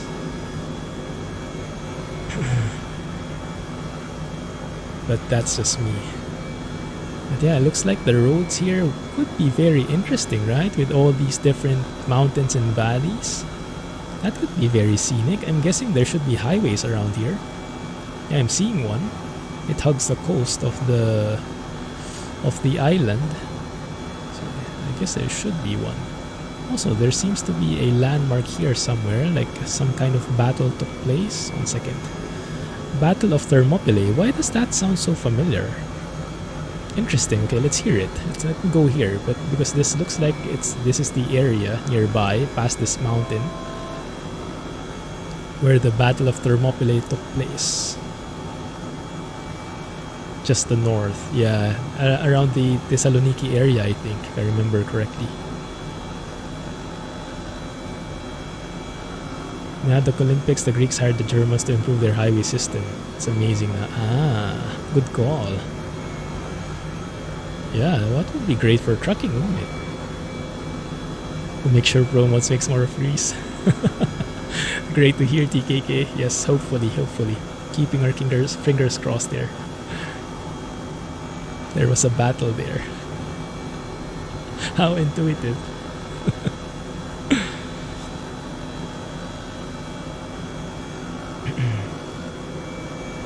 Macedonia, Thrace, and parts of, very early stages of Greece. But when that came out, everyone was surprised, right? Because Pro Mods created Greece out of nothing. ETS2, the base game, doesn't even have any hints of Greece in there. Not anywhere near Greece at all. So the fact that Pro Mods reached Greece in the first place was like, wow. Let's hear this one.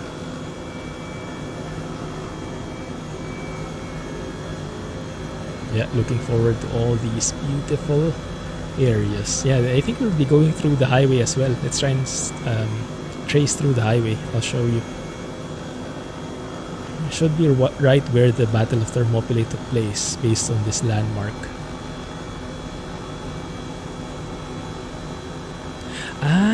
Yeah, 300. This is Sparta, right? This is Sparta!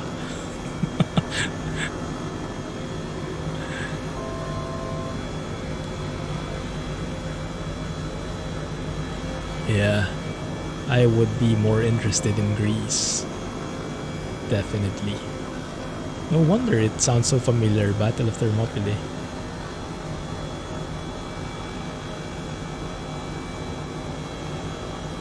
Come on, trigger. Somewhere here. Guess in this area of the hills. That's the highway, I think. Some part of that.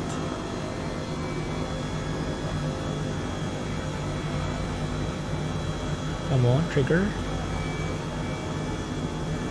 Nearer. That's the highway right there. Yeah, it would be lovely to drive through here. Imagine this. Driving through, seeing all these mountains in the vicinity. Oh my goodness. The Battle of Thermopylae was fought between an alliance of Greek city-states, led by King Leonidas I of Sparta, and the Achaemenid Empire of Xerxes I over the course of 3 days, during the Second Persian invasion of Greece. It took place simultaneously with a naval battle at Artemisium in August or September 480 BC at the narrow coastal pass of Thermopylae. The Persian invasion was a delayed response to the defeat of the First Persian invasion of Greece, which had been ended by the Athenian victory at the Battle of Marathon in 490 BC. By 480 BC, Xerxes had amassed a massive army and navy, and set out to conquer all of Greece. The Athenian politician and general Themistocles had proposed that the allied Greeks block the advance of the Persian army at the pass of Thermopylae, and simultaneously block the Persian navy at the Straits of Artemisium. A Greek force of approximately 7,000 men marched north to block the pass in the middle of 480 Battle of 300 against the Persians. The Persian army, alleged by the ancient sources to have numbered over 1 million, but today considered to have been much smaller, arrived at the pass in late August or early September. The vastly outnumbered Greeks held off the Persians for 7 days before the rear guard was a... Have a good night, man. Didn't know you were here. Sorry if I missed you. Were you lurking? No problem, man. Thanks for hanging out. Have a good night.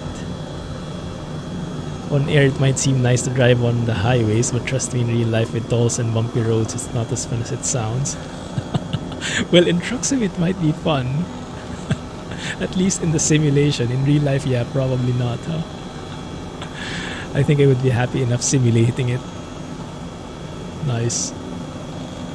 Some older bits aren't as fun. Those are the more fun parts. The more bumpiness there are. More bumps, more fun. Probably not. yeah, look how different this landscape is. Coming from such a mountainous region, now you have all these plains. Beautiful.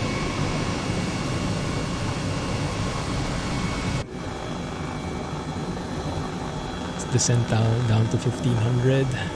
Might have to climb again later. That's fine. Atiki and all of oh my goodness. Peloponnesus. Who was one of their gods? God of wine, was it? Dionysus, is it? I think. Because BTS has a song about that guy. And I think it's something about drinking. Oh, look at this! An airport. It's going to be a touch and go.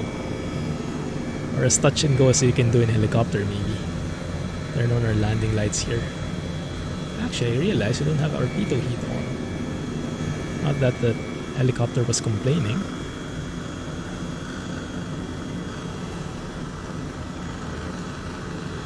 Runway 30. Who knows which airport this is? Let's do a flyby.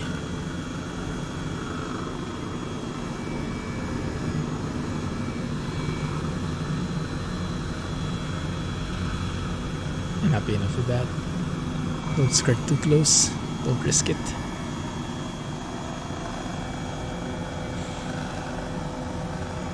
Peloponnesus. Thanks. When you cut it like that, it's much easier. But as a whole word, my goodness. Such a tongue twister. God of wine was Dionysius. Yeah, there you go. Thank you. Wait a minute, did I... Oh, that was the airport. That was where we should be going. I just noticed the direction, the arrow on the PFD inverted.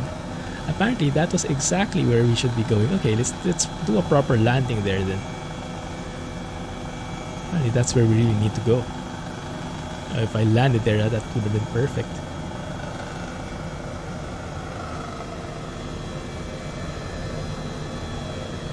That's the one. Landing lights back on. We need that to progress with the tour. We need to just land a bit. And we can take off again.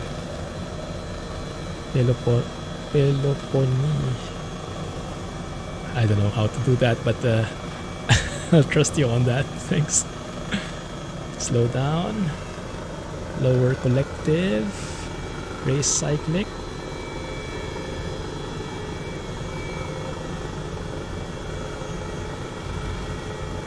Going in, coming in hot. Man, look at that mountain in front, right? Such a scenic view. I like that.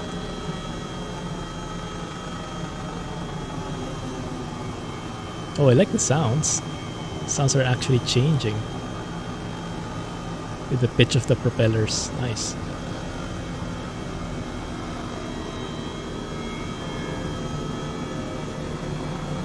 I think that the sounds have been improved. Let's see if I can land properly here.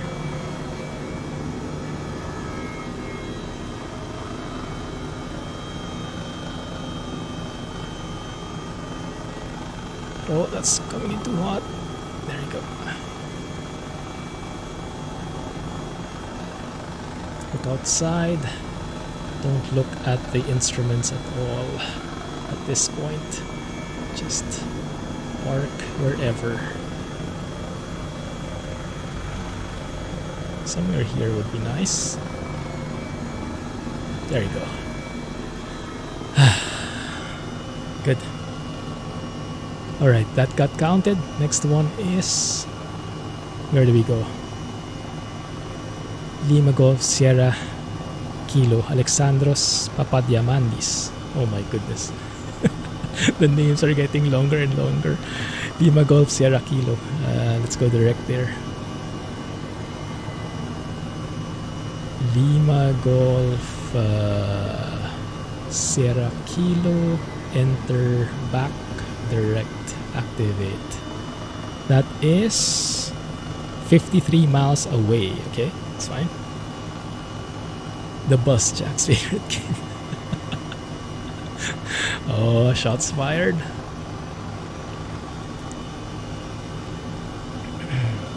Do you even need an airport to land? Hey, Gogaman. Not really, not really. But if you're landing at an airport, best practice is to follow the runway heading, I guess, depending on the activity in the airport.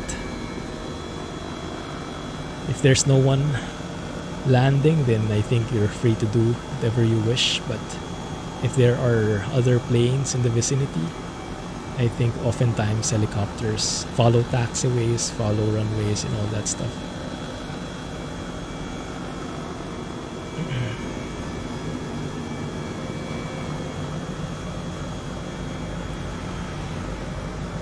Oh, for uni, but you live in Greece. That's why. Amazing. Good to know, man. Okay, let's see. Bit not the direction I would have preferred. Bit out of the runway, but that's okay. General direction still fine. Oh, that's okay. Good. Let's proceed to the next stop. That should be to our right here. Welcome to the stream, by the way. No worries, Kani. Who's the streamer doing the VATs in flight? Those are always exciting.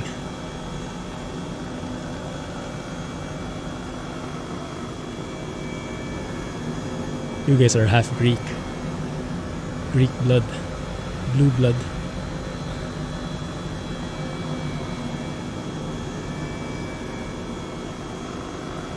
Cool stuff, guys.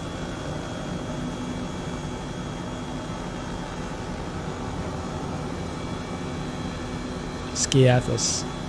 Oh, nice. Where is that? Is that where we're going? Taxi duty in the morning. Have a good night, Jack. Stay safe. Catch you in a helicopter is Snow Runner. Or maybe not. Have a good one. Uber Jack. Stay safe. How are you doing, Gogaman? Thanks for joining.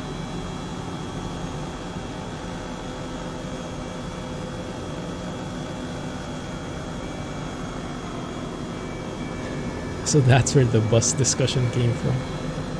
Yeah, sometimes that happens. That's irritating, isn't it? The bus just went by you.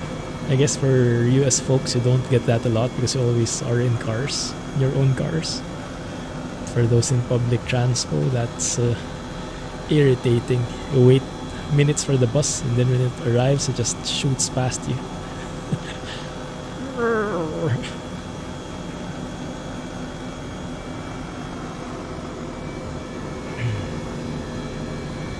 Toronto. Nice. What time is it in Toronto? Are you guys in EST? 9:47 p.m. at the moment? Yes, we're going to Skiathos. Okay. Good. Alright. Let me see. That guy? This island? Is it, what is Skiathos anyway? This entire thing or just this small island maybe? Oh, that's why it's SK. That makes sense. Lima Golf Sierra Kilo. Maybe for Skiathos, huh? Cool. Don't think there is any landmark in there though for Bush Talk Radio, but that's okay. We'll enjoy the scenery nonetheless.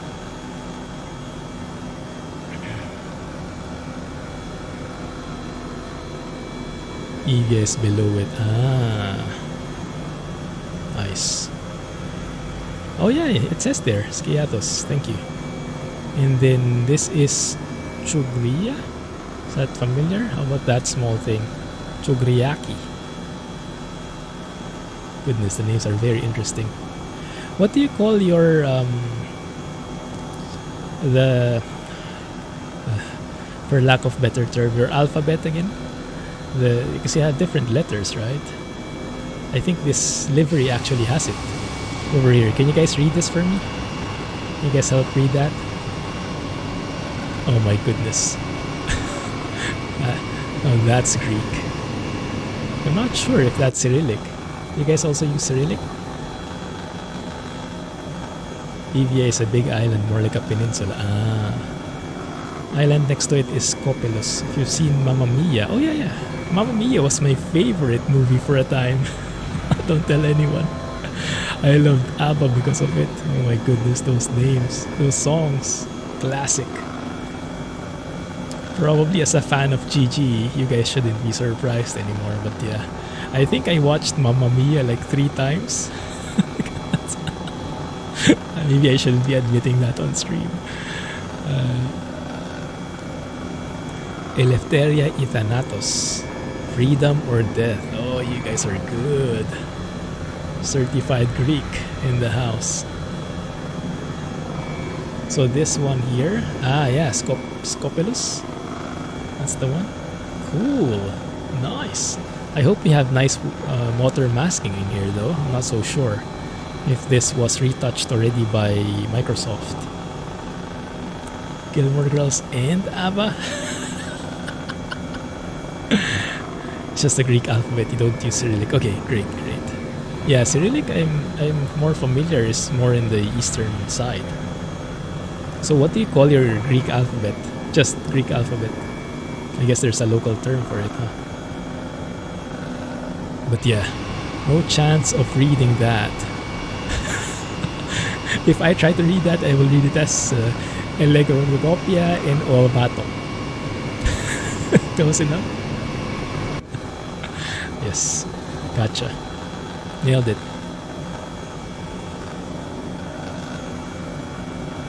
This is cool. This is why I love Skypark. I wouldn't be flying in Greece otherwise. Granted, you could do there are those websites which tell you which tours you can do. But I think at the end of the day, I mean, the less hassle you have to make, like you just load up Skypark, look what's new, go to it, easy peasy. And yes, it's payware, but my goodness, my money has been so well spent with this add-on. It's nice. See? Nothing wrong with some Mamma Mia. Oh my goodness, yes. I love ABBA songs.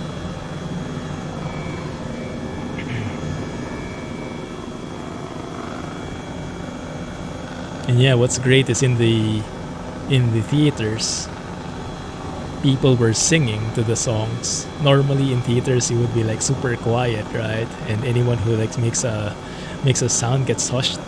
But in that scene, the vibe was just so happy and everyone was singing. It's like a karaoke, a videoke. So cool. And I think it's the same with the play, although I don't think I've seen the play yet. Hey, AK. Amazing sound mods, 10 out of 10. Oh my goodness, that is amazing. Glad you're enjoying those sounds. Best ever. Best ever. Greek looks like Greek to your Russian. Oh, are you Russian, Gogaman? Nice. Glad to know I'm not alone in the looking like Greek part, at least. I haven't watched that yet. Yeah, Rocky Horror Picture Show. I guess you must be pretty excited for the Russia DLC then, Gogaman. Or have you had enough of Russia in ETS2? So we were just talking that we were or at least I am very excited. I hope Greece comes into play at some point. Comes into the game either via pro mods or via SES. Whichever way, but as long as it gets in the game in a quality manner. Very happy with that. With Russia, not as excited, but maybe you can change your mind. Russian DLC for ETS2 for Truck Sim. Oh yeah, you might not be into Truck Sim, huh? I always assume people who are in the chat are into Truck Sim as well, because that's where we started and most of the community members are into trucking. But yes, I have to be aware not everyone is like that. Some are into flight sims only. not the trucking part.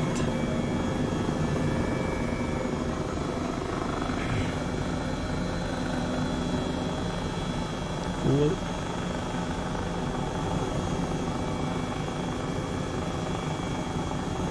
Everybody's into flight sims is into trucks and trains. I guess many people are, that's true. Yeah.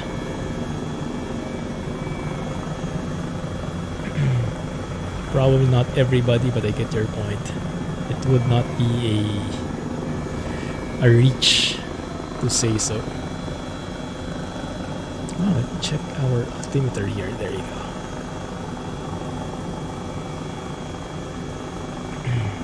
It's a town, small town. Not any landmarks here, unfortunately, but nice to see this level of detail in the sim, right? You even get the nice, the small towns as part of the sim. When Black Shark AI reads through the map, sees, oh, this looks like a city, this looks like a town, with some houses in there, makes it feel more alive, and then it uses the buildings that are appropriate for that region. Very nice. Into pushing buttons, true. Yeah, for me personally though, I am very much into flight sims, for sure. Truck sims, definitely, but train sims, not so much. No Net Scotsman hear that. I don't know why. Maybe it's just too much for my brain to handle. Flight sims and truck sims, I'm at my capacity already. I don't have capacity for trains anymore. I did have my moments of enjoying train sims, but I think getting into the details of it, I don't think I can get into it anymore. So it's more of a capacity, brain capacity kind of thing.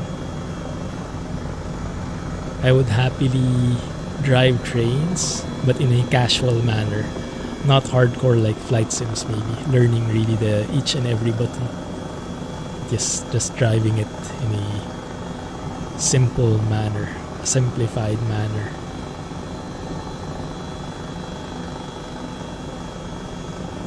Mamma mia. Here I go again. No, now it's playing in my head.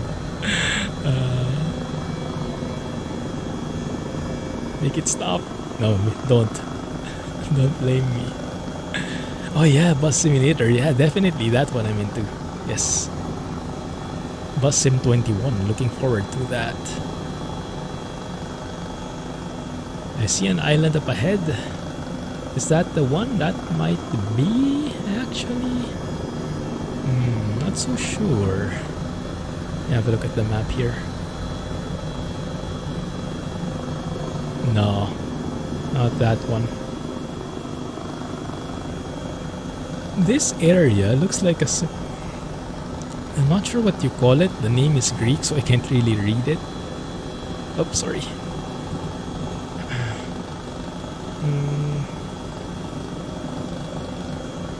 No, it's not translating to English. Maybe you guys can help me read this. I'm going to put the browser in the center again. Can you guys read this for me? Is it too small? That one.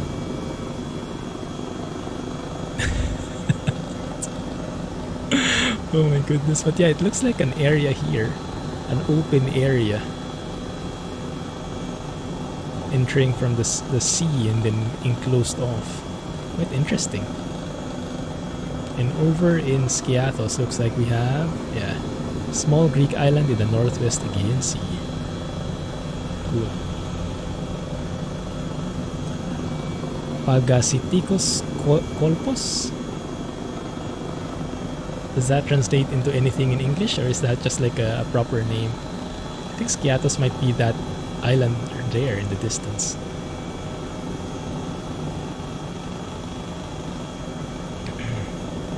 Lower down to 1500 here. Pull back. Lower the cyclic a tad. The name of the gulf. There we go, gulf. That's the term I'm looking for. Thank you.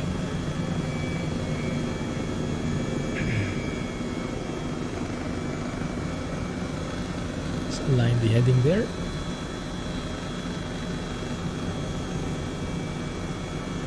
Originally, I was planning to go on a UK tour part 2, which is nice as well. I've been doing that offline these past few days. Enjoying the Scottish Highlands. Nice range of mountainous areas as well. But I think in terms of landscape, this area is more varied. And it's a very nice change of pace. The buildings definitely look different. The overall look and feel definitely look different. So it's nice to have that level of detail in the sim. We can actually do that. If you pass through it on the way to Skiathos, you'll pass through Pelio, which is also a really nice place. Also popular with tourists. Interesting. We are skirting through it only. I think that's the gulf right there. Yeah, that's the opening. That's the gulf right there. But we might not be close enough to get into that area. Mountains and beaches really close together. Could it be that one? I see mountains, I have beaches. That's the edge of the gulf. Maybe that's it.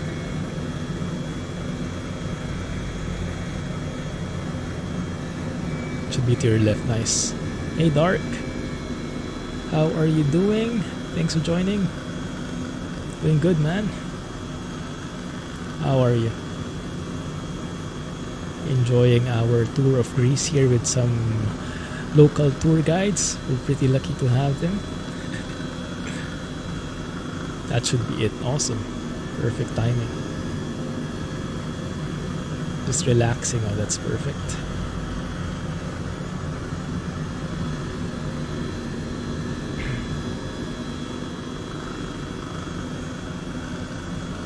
"22 miles. Oh, that shouldn't be too long.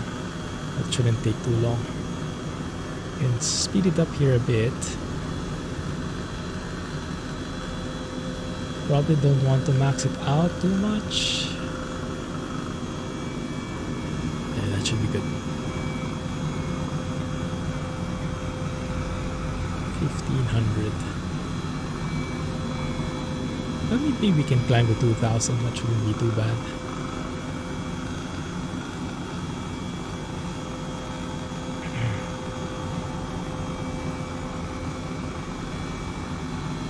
Yeah, unfortunately no bush talk radio tour, but let's see if we can find something in Skypark.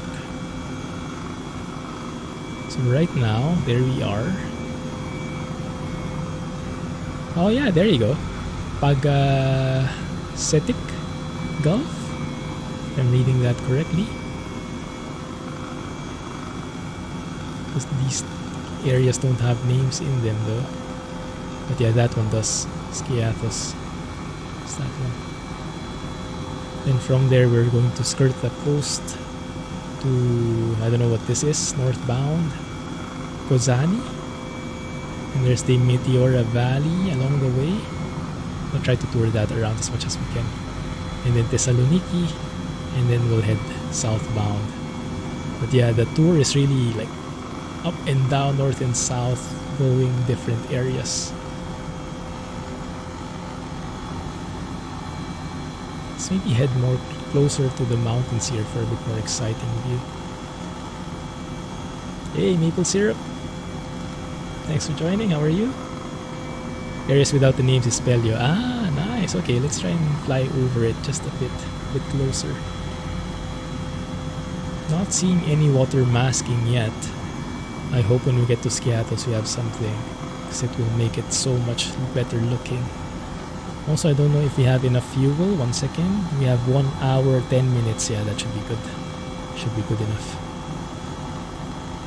I am doing great. Thank you. Glad to hear it.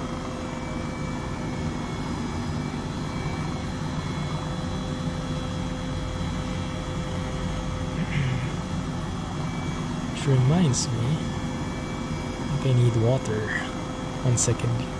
Let's leverage the autopilot here. Let's go to align the heading mode, altitude hold, and let's get that correctly in here before I let go of the controls. 1 second.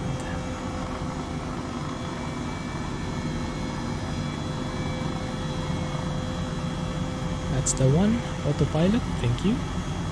It's going to get a bit fidgety, guys. Hang tight.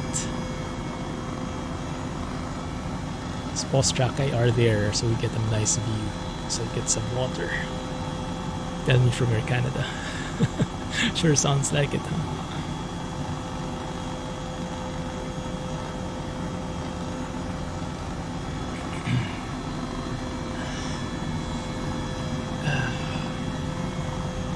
Oh my goodness, my arm. I almost can't feel my arm anymore. How long have we been flying? Around 2 hours. Very small adjustments with the stick, but goodness, doing that for longer periods of time is very challenging.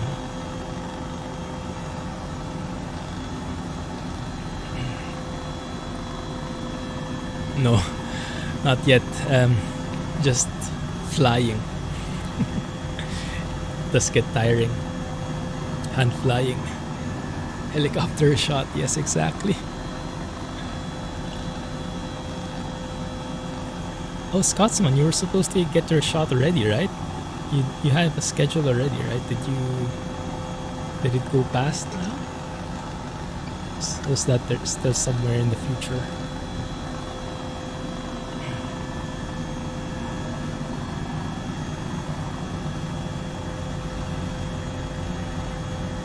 There we go, cold water. Ah, I needed that. Sweaty all over. This is why I need air conditioning. But I'm such a cheapskate. I don't want to turn it on even if I'm sweating buckets already.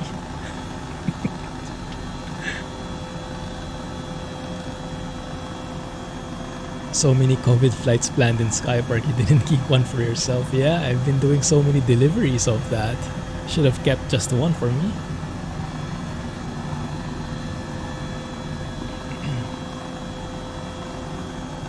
Very nice. Okay, that should be Skiathos for sure. This island in front of us. Okay, let's get back in. Good. I'll keep the autopilot in there for now. Just rest my extremities. Too busy smuggling tequila. Speaking of smuggling, there is actually a dark side to Skypark which I haven't done before. One, because I'm a good guy. Two, because I'm scared that YouTube will block it accidentally or on purpose.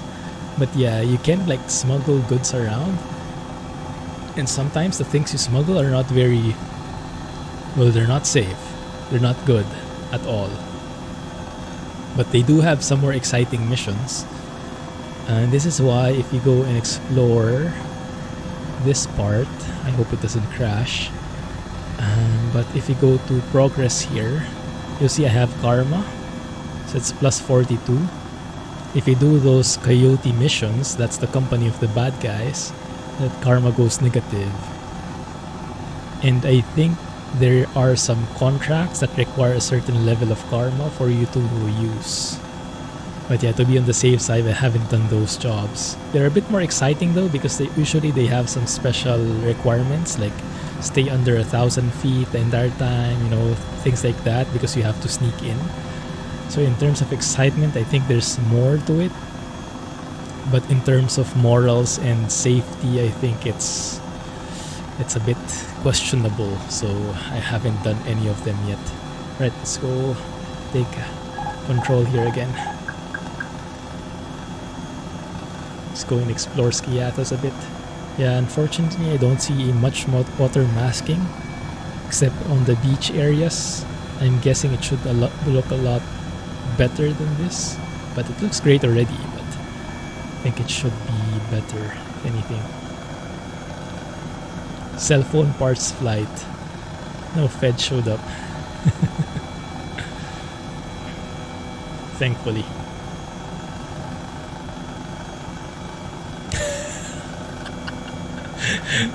Touché. That's a good point. No, but I think in Elite, you don't classify it as smuggling. It's just business. It's legitimate business. Yeah. The social norms in space are not as well defined, I think. It's a bit more flexible in a way. Let's look for the airport here.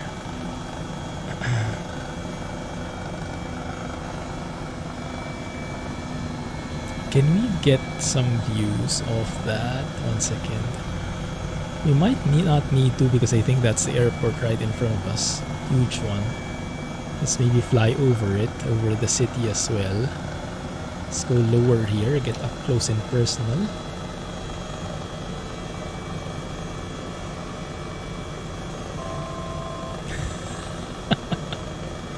Fair enough. Fair enough. Case in point. No, hopefully not. Skiathos is a small Greek island in the northwest Aegean Sea.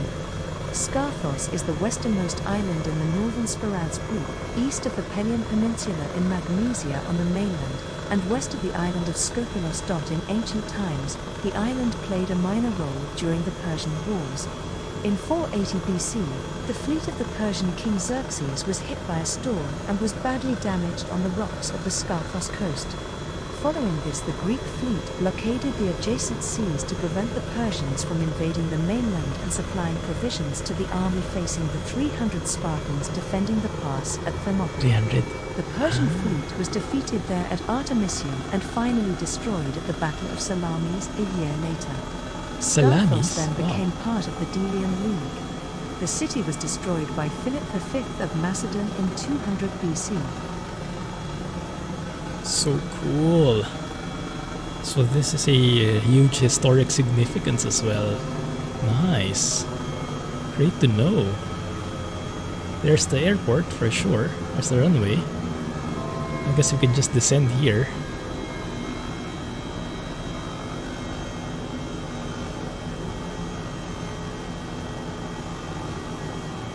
Hey Blonzilla, yes I am. Clumsy guy from there. Also known as Clumpy when I don't have my face cam on.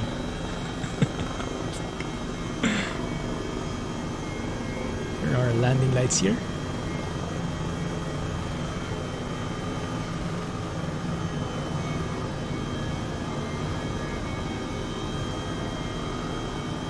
Center of the island is the highest bit. Ah, sure looks like it. Nice.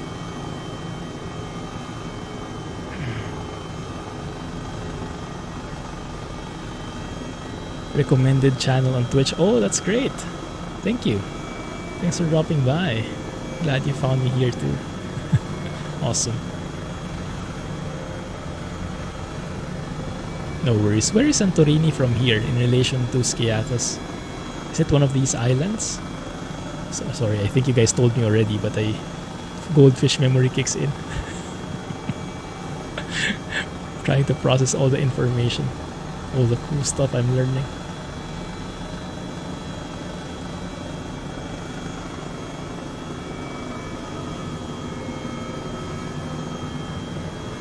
Way south. Wow, okay. You'll have to go past Athens to get to Santorini.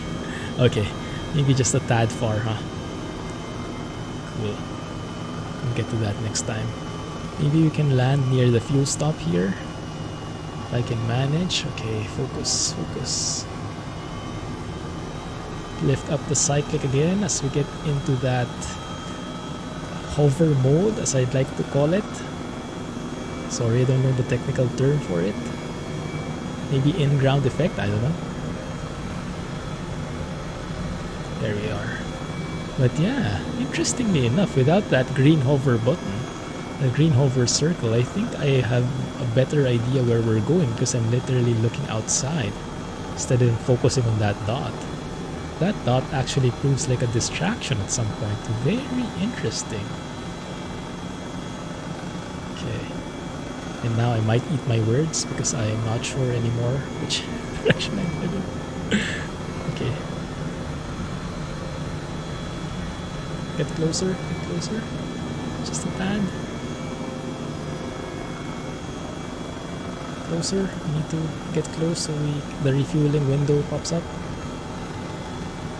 That one I think is good enough. There you go. Ah, perfect. Alright. That works. Beast of a PC do you need? MacBook Pro 2019. I'm not the expert on it. I did have a GTX 1070 before and I could run the game in high end. So I think that should work. It does have a very varied level of settings for many different types of rigs. Add some air in those tires.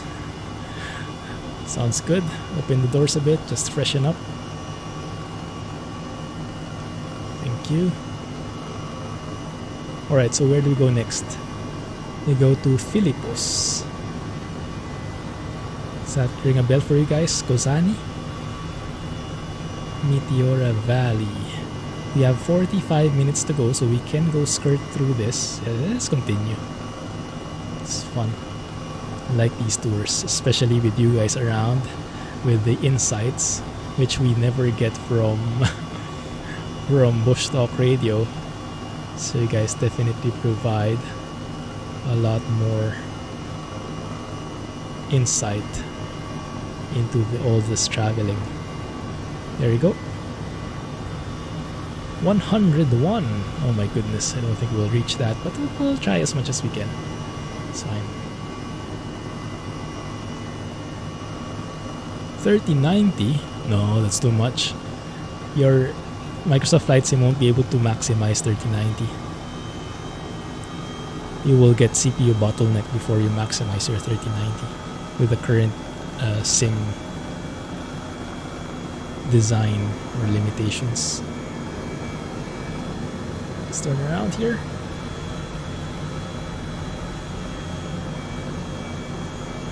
Just very, very slowly because, oh my goodness. Okay, which way? No wind. Okay, no winds. Good. Just follow the taxiways. Take off from the runway.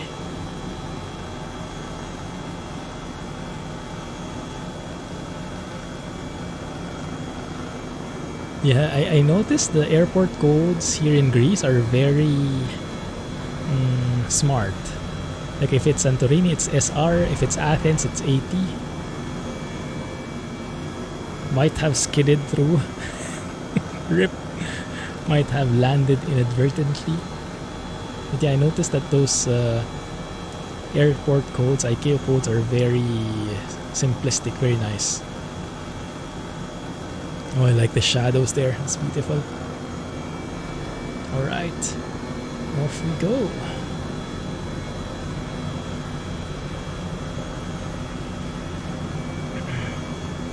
Keep on the center line if you can. No, we can't.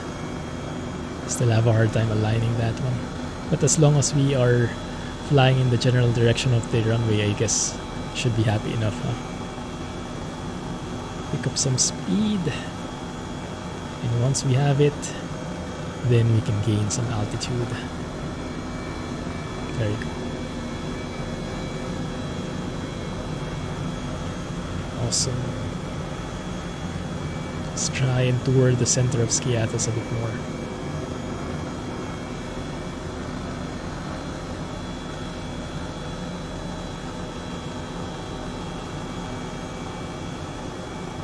On an ultra wide. Yeah, maybe a decent 20 series would be great enough. A 2070 Super.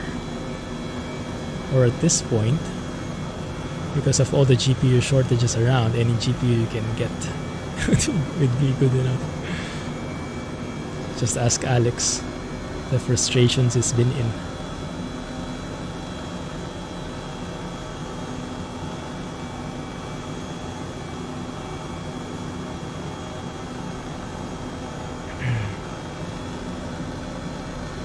Two codes. Yeah, there's the IATA and there's ICAO. Oftentimes the IATA I think is the closer one to the actual name of the place. Normally the ICAO one is a bit more random, but in the case of Greece, it looks like the ICAO code is very intuitive as well, by the looks of it. Oh, beautiful. This is what I was hoping for, setting this time for the flight. Bit of sunset action.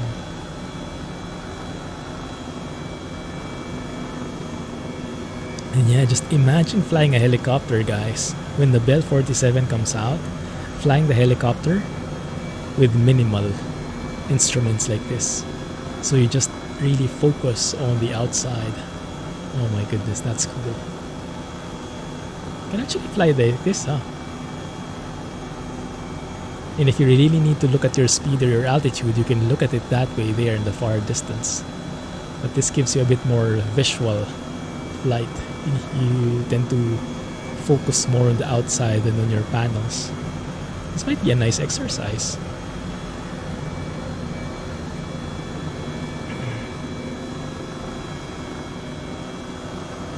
No GPS challenge. Taking it a whole other level. That might work. So the sun is here. Sunset, so that's westbound. So this is more or less to the west. So that's the direction we want to go. And then we just skirt and follow through the coast here, northbound. Generally. PC specs, there should be a panel here. Amazon Gear, which shows all the PC parts that I have.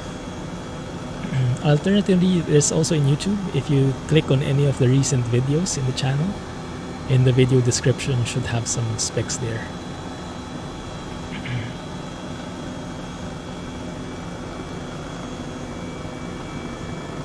Waiting for Stowbar to deliver your GPU. Might be waiting a bit on that.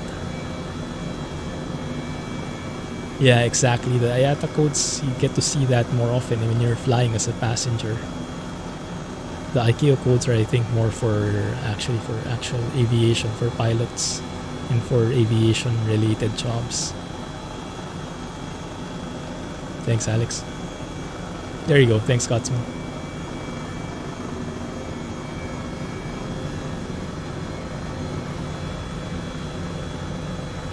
You need to get more FPS or less since you're flying slower versus plane. What do you mean? I'm not sure there would be a direct relation on the FPS you need. Well, I guess you would need more FPS if you fly faster. Otherwise, it would become very disorienting. And that's true when you fly slow like this. You don't need as much FPS. I think 30 should be more than enough in this case if you're flying at this pace. But if you have head tracking like me, like Track IR or any other kind of head tracking or VR, when you move your head, you would need high FPS, otherwise it gets very stuttery. Stutter, guys. Oh, I said the magic words. But yeah. That's why ideally, from my point of view, I would like 60 still, even in Flight Sim. Even if people mostly say you don't really need 60 on Flight Sim, if you're flying like this, that's true. But if you're moving your head around like this, 60 is such a better experience versus 30 when it comes to head movements. Bro! Oh my goodness. Speaking of bros and stutters, we haven't seen them a lot recently. But better not look for trouble, I guess, huh? Let's not jinx it. GPU has more time to render. Well, it might not be exactly like that. Because I think even if you're flying slow, the amount of rendering is still the same.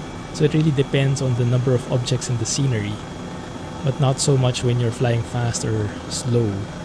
I think where it becomes a factor is when things need to load. When you're flying faster, more things need to load up.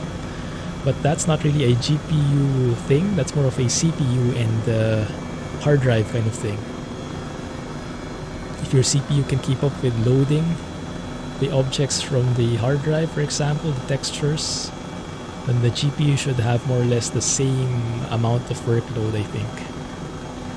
I'm not too technical about these things though. I don't know the technical sides too much, so feel free to fact check me on that. But that's how it looks for me from a logical point of view. 3090. Go for it. Just sell the other parts. Yeah, I think most of the GPUs these days are in as part of a set because of course the hardware sellers, they want to sell as much as possible. So the parts that don't sell so much, they want to package it together. Smart but not ideal for us where we are looking for specific rigs. I remember when I was looking for a 3080 before, that was the same thing. Like the 3080 was technically available here, but they wouldn't sell it to you if you only were buying the GPU. They'll sell it to you only if you're buying it as a whole system. Hopefully once the stock levels increase, catch up, then that may not be anymore the case, but for now I think it is, unfortunately. Yeah, I mean with the current shortages, I think you're better off buying a whole system than if you want selling off the other parts versus buying the 3090, the GPU at like 2 times, 3 times the price, standalone. I think it's a better deal. You get the whole system. And you get the whole system. I mean, if you have the money, it's less hassle, right? No need to fuss about assembly or whatnot.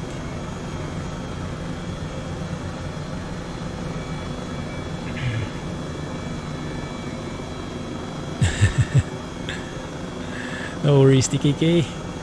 Great to have you here, man. We are very lucky to have you in Incarnate. Thank you for joining. Glad you made it. Good luck with the university work and hope to catch you soon in Discord and elsewhere. All the best to Pro Mods team as well. Looking forward to more Grease stuff. More greasy things. Somehow that doesn't sound so good.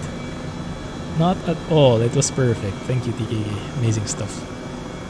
Glad to have you here. I'm sure the others are as well. Because we wouldn't get that level of tour guidiness with Bush Talk Radio as much as we would want. This is what I like about flying a helicopter. You can just hug the ground. I'm not even looking at what my altitude is. I'm just making sure that I'm above ground. And I'm just adjusting as I go. And I'm just looking at that airspeed to make sure I don't go too low. Other than that, I think this is a perfect setup. Instead of relying on this, I'm sure, okay, that's the general direction I need to go. So I just follow it, and then the rest of the way I just fly visually. And then this one is perfect because I want to have still my numbers for my engine, so I make sure I'm not over torquing, temperatures are in the safe range, stuff like that. But other than that, I should have flown like this even from the beginning. I like this. Goodness. I think I'll try to fly like this more often. Rely more visually and less on the instruments. I think that's a common theme actually. Where did I hear that? I think I watched it in a video that the number one thing that flight instructors notice when they're teaching someone who has a simming experience, for example, that person who's learning to fly in real life has gone into flight sims before and very much into flight sims. I think what the instructors are saying is that these people who are very much into flight sims, they look too much on the instruments. And I think I will be very guilty of that. If you've put an instrument in front of me, I will be staring at it, making sure that my speed isn't correct, making sure that my pitch attitude is correct, making sure my altitude is where I want it to be, my vertical speed and everything.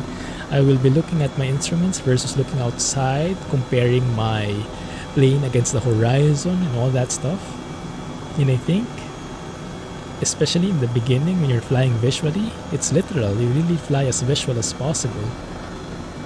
And I think you should be relying mostly on the outside and on the feeling. And then the instruments is kind of like an afterthought. You kind of look at it, glance at it from time to time, make sure you're in the safe regions, safe areas.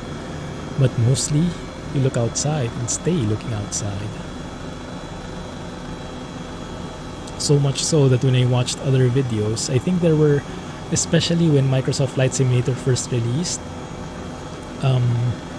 there were a lot of videos which featured real pilots who were flying in the sim for the first time, and the main goal was to get an idea if that real pilot also gets the real feeling flying a sim, a desktop simulator, you know. And of course, generally the feedback has been great, but I think one of the main comments is, and it's not a take against the sim, it's just really how it is. One of the limitations being a desktop simulator is you don't get that feeling, right?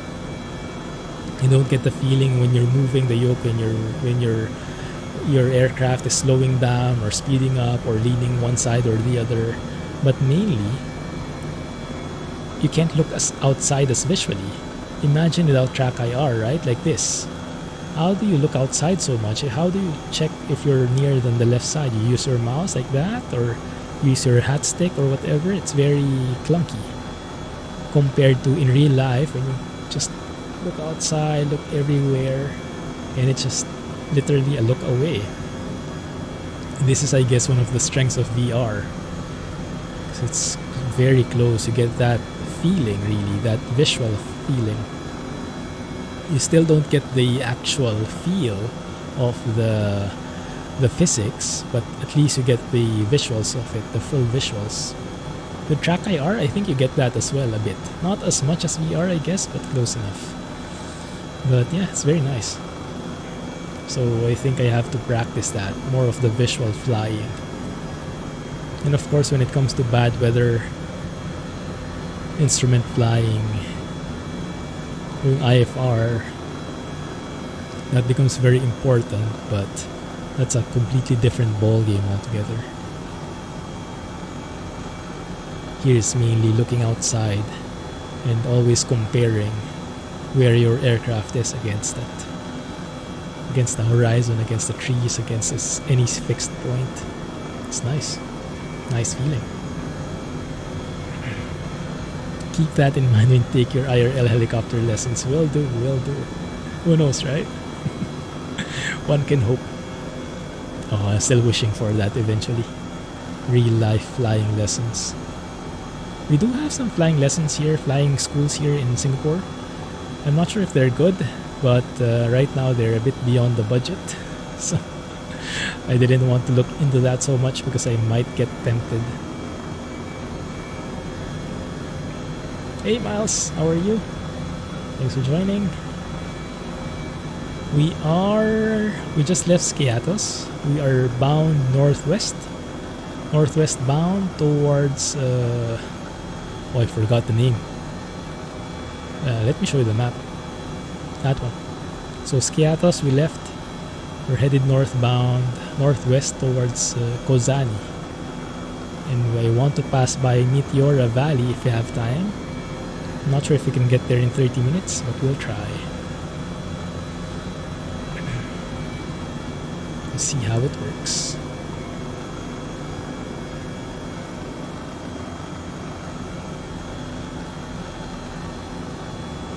Yeah, I think Corinth has been touring us around a while ago.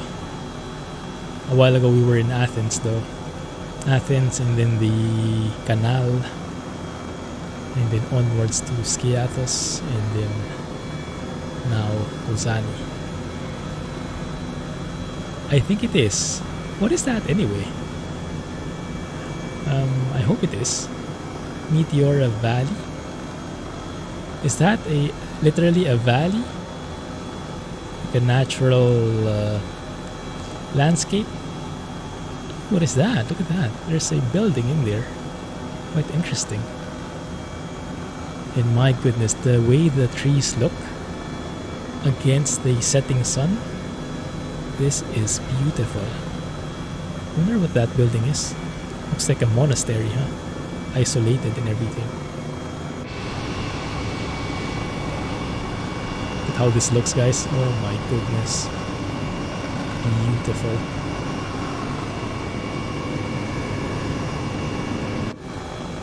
Can fly backwards. Yes, in a limited manner, I think. In slow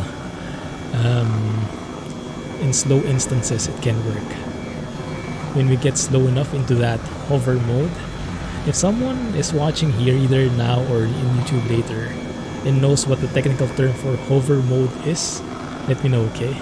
So that makes me seem smarter if I know the technical term. Look at these trees, they look so good. Oh my goodness. Wow. So nice. So nice.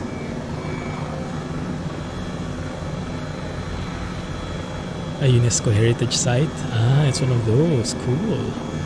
A couple of high-level peaks in a valley where monasteries have been for a very long time. Nice. I see. Well, I hope we can visit that now in this stream. We'll see if we have time.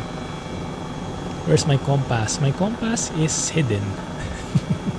Yeah, I hid it so that I focus on the visual flying.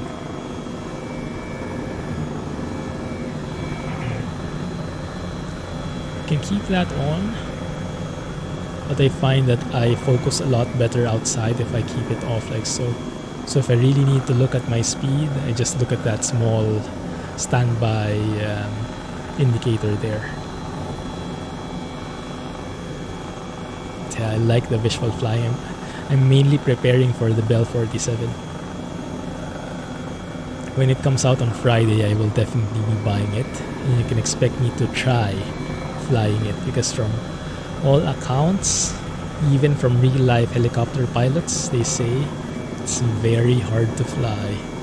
Much harder than this one, I think. So I think this is like beginner mode compared to that. And I'm not sure in what way, but I trust their judgment on that, and we'll see. We'll see. Very basic, no automation. And the flight model, I think, is modeled from scratch by the developers. Based on the stuff I've seen, the flight model they have overrides everything from what's included in Microsoft Flight Simulator. So they override all the flight dynamics with their own. So they can simulate all the necessary effects, the physics, in flying a helicopter. The developers of that Bell 47 actually have their own simulator. Like, you can buy that simulator in Steam. So they have their own physics and everything. No tail rotor compensation, no throttle collective coordination. Oh my goodness. Yeah, that tail rotor compensation, I think I will feel it. Because I don't really know what it feels without it, because this is the only helicopter I've flown. So I'm guessing that's more... that translates into a wilder yaw. Like, you have to balance, you have to use your pedals more, I'm guessing. You will feel... I think I will. I think I will. Now, about the throttle and collective coordination, they have a switch to turn on the governor. I think in reality there is no such thing on that helicopter. But for the sake of simmers who are starting to learn the aircraft and don't want to get into that level of detail yet, I think there is an option to enable the governor. And I think I will need that on in the beginning, just to focus on this tail rotor compensation or lack thereof in the beginning. Okay, where are we? Ooh, okay. So looks like we have to go west and turn this on. Make sure we're headed the right way here. Westbound, more or less. Something like that. Looks good. The rotor blades of that helicopter were wood. Really? Oh my goodness. And yeah, the look of the helicopter is very bare, and literally, like, you see all the cylinders of the engine, you see all the, what do you call it? Is it the crankshaft? The shaft? You know, when the engine is spinning, right? And then that spinning thing translates into like a lever, or not, like a shaft that goes all the way to the tail rotor, you see that shaft spinning, literally. It's pretty cool. It's quite crude in real life.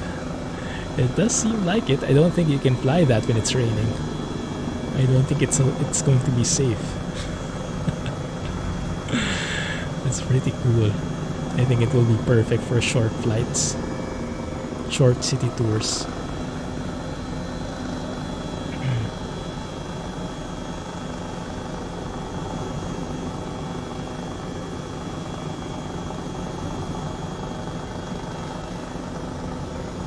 Yes, there we go. MASH. No, I don't think so. I think I have heard of it, but no, I don't know anything about it. Does it have that helicopter in there?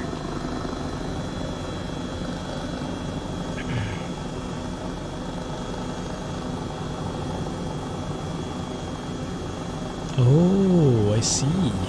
So did they sound cool? Because in the simulator, in the video I've seen, they sound so good. Like you can actually change depending on the situation. The sound really changes depending on what it should be. So you can literally listen to the blades, to the sound, and know what you should be doing. If you should be adjusting the RPM, if you should, I don't know, something. So it's that detailed, they say. Wounded transportation in the Korean War. Oh my goodness, old school. I think they started in 1946, if I remember correctly from the video I've seen from a rotor sim pilot. Or was that why they were called Bell 47s? Because they're the 1947 model, maybe? I don't know. Would make sense though, if ever.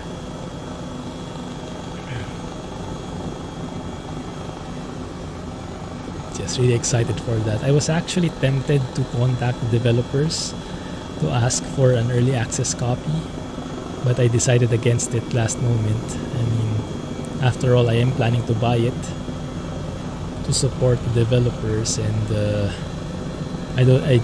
be honest, I didn't think I was worthy for an early access key.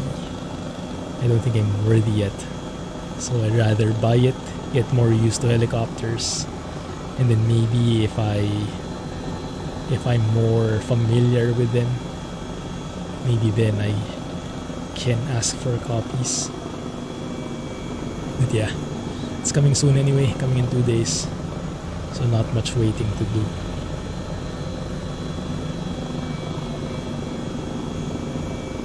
Are we there yet? Are we there yet? Not even close. Headed the right direction, but not even close. We can accelerate time just to get there, but not sure if I'd want to do that. I think I'd just like to enjoy the view here. If we don't reach the landmark, then we'll just continue off next time. Yes, we are incarnate. Not missing it.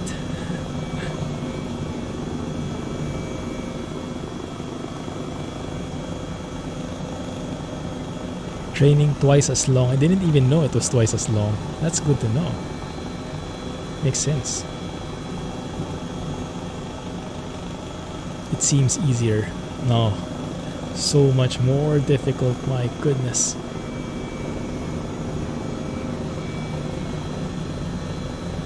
It's so much more manual. In a fixed wing plane, there are still a lot of things for sure. It is still quite complicated, but once you get airborne, oftentimes you can go hands-free. If you've trimmed the plane properly, going straight and level, then you're good.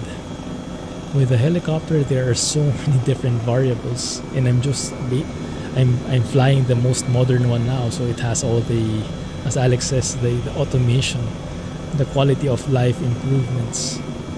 So the older you go, the older model you go, the more basic that model will be. So those safeguards, those quality of life improvements will all be negated, will not exist.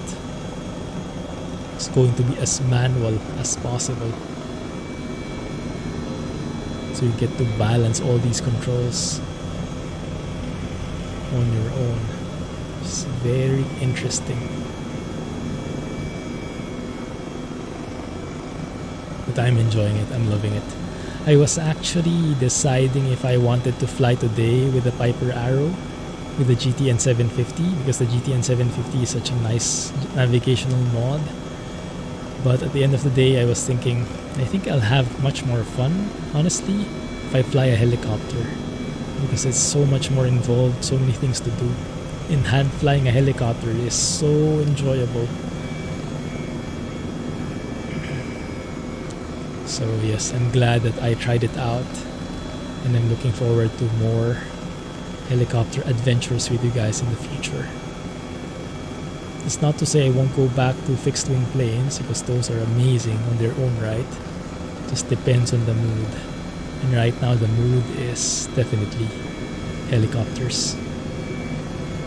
Hey Trashman, let us know if you are looking for a specific mod. You can try to help out if you want.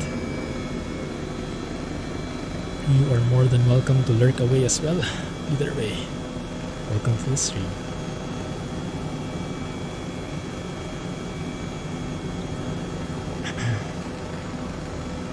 Getting close.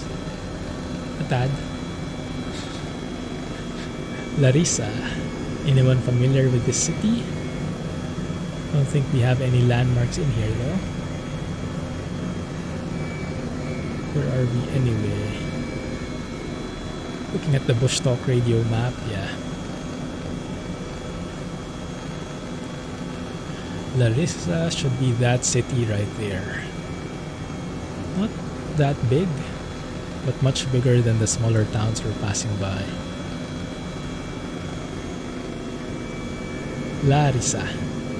Oh, it's hard to know the pronunciation based on text, but I'll let you go be the expert in that one. Thank you.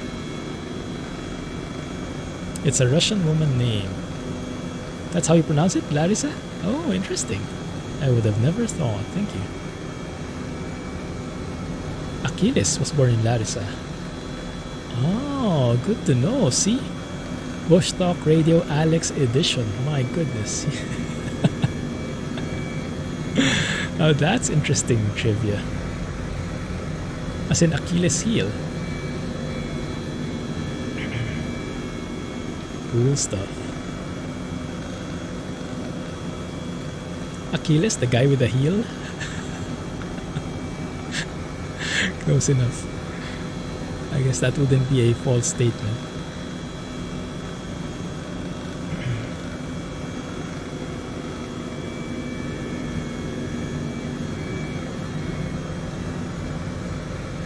It's actually quite interesting. Let me see, how do I phrase it? I hope I don't offend anyone. But yeah, feel free to correct me if I'm wrong. Just know that this is coming from a place of ignorance, okay? In terms of Greek history, how much of that is history and how much of that is... I don't want to say fiction, but yeah, you get my point, because it's kind of, I think it's kind of mixed, isn't it? Mythology, right. Like Achilles, is he a historical figure? And his heel and the rest of his traits? Or is that mythology?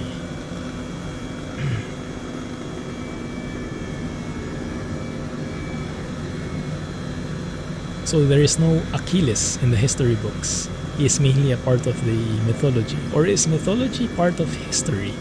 You know, that part, the lines are blurred for me. Because on one end, I'm thinking maybe mythology is something that is purely fiction. Or maybe that is something that is 100% historical. Or most likely that is something somewhere in the middle. Like a big mix of both. But yeah, Greek mythology is so interesting. I remember getting into that at some point. Of course, I've forgotten since, but there was a phase that I really liked to learn all about it. Mythology is an interpretation of history. It can be real. Okay, yeah, that makes sense. So probably history with a bit of creative freedom at times, maybe something along those lines. Joseph Campbell, he has a book on it. Maybe he wrote the book on it, huh? A famous book. That might be the one I tried to read before. Alright, bro, Scotsman, have a good night. Catch you next time, maybe. Who knows? Maybe we get to tour Canada eventually. That would be great. We definitely know who our tour guide will be then. Well, Incarnate will be one of them as well. That's cool. Perfect combination. Yeah, I think I remember my brother was really into it before. Greek mythology. And some of that interest bled off on me. Bro. Did a famous TV interview. Ah, cool. Bye, bro. Yeah, maybe I'll check it out. Thanks. It'd be nice to watch. Because I'm sure that's based somewhere. That mythology. How much of that is real? That's the interesting bit, huh? But then again, who cares if it's real? It's cool. And whoever came up with that, my goodness. Amazing minds.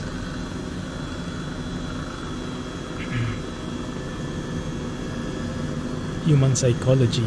Oh yeah, that does sound interesting. Yeah, I would say mythology has touches of reality in there. Probably not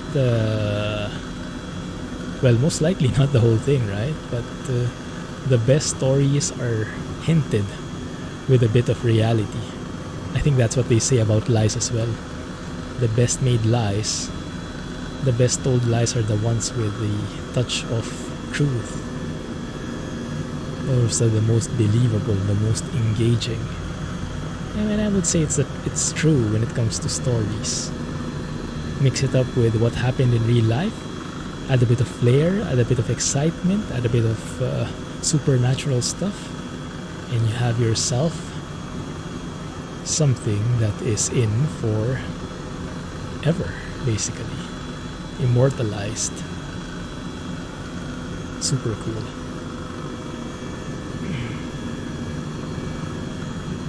Check. Getting close. Getting close. Adjust our heading a bit. Maybe 270. Something along these lines would be good.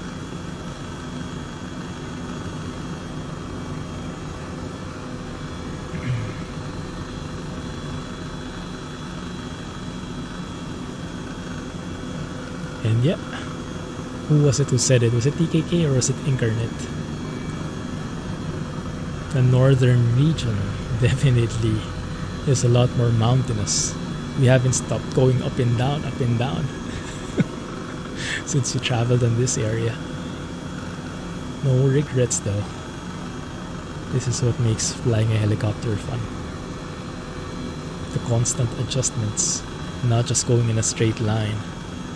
There's no cruise mode here. It's always something exciting. That's the main trouble I have with flying planes. You come into areas which is filled with excitement.